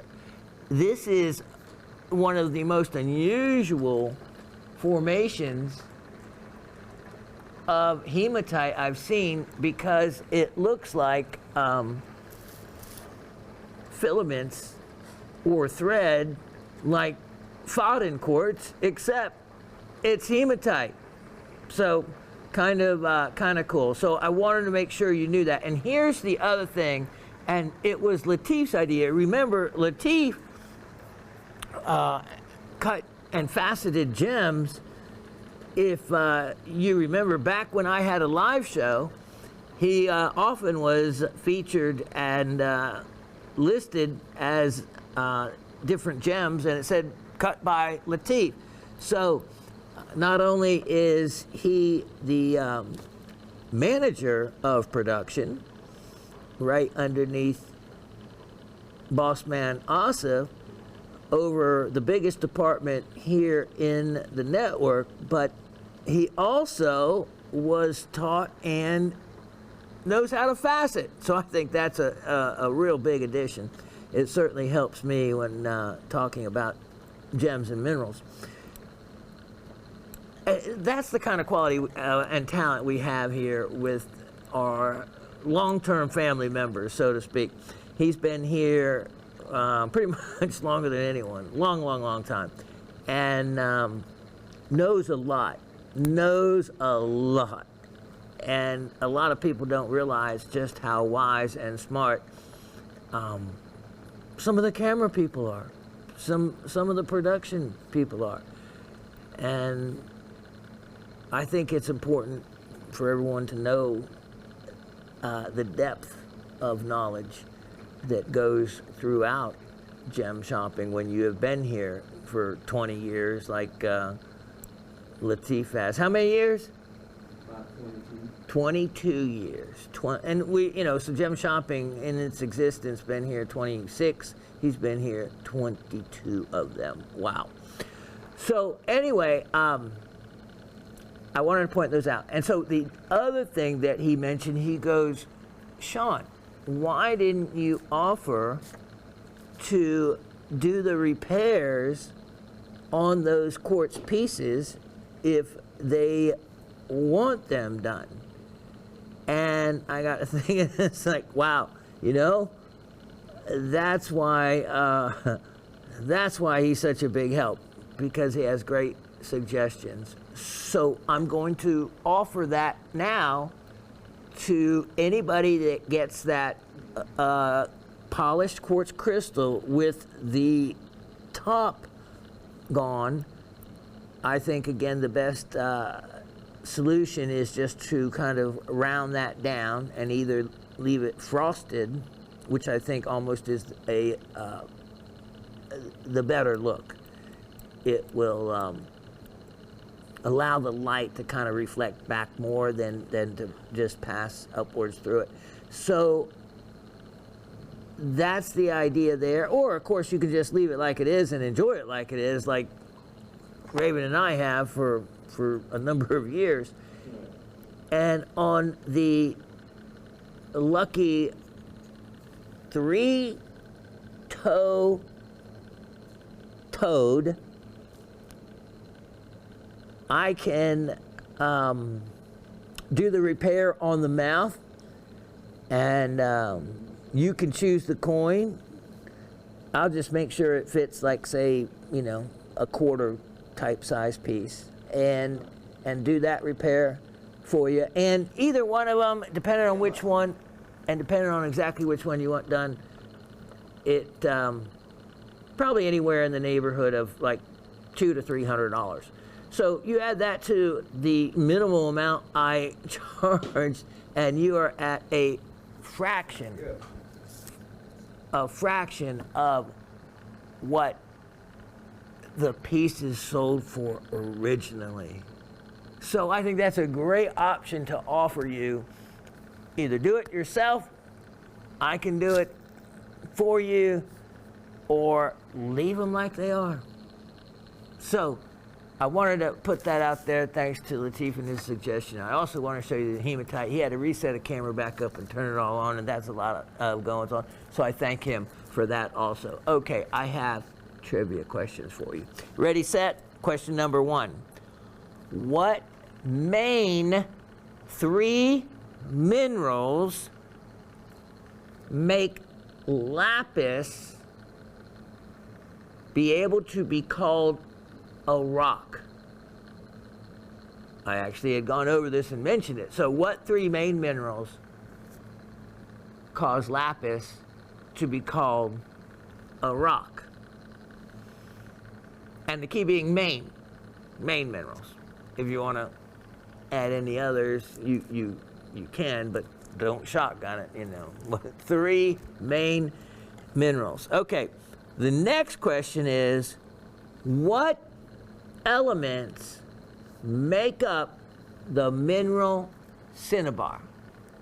What elements make up the mineral cinnabar?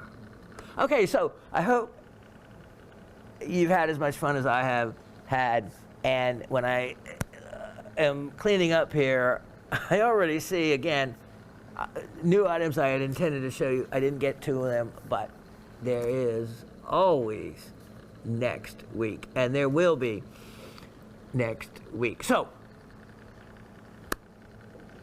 I hope all of you had a wonderful Thanksgiving and are enjoying your holiday season.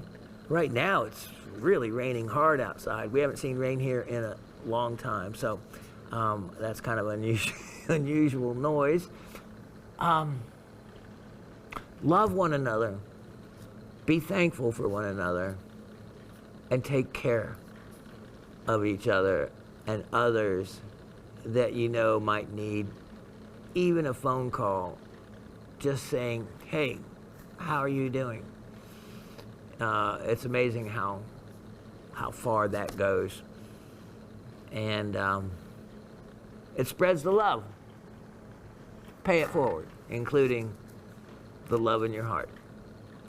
God bless all of you, and I just love that you love this show.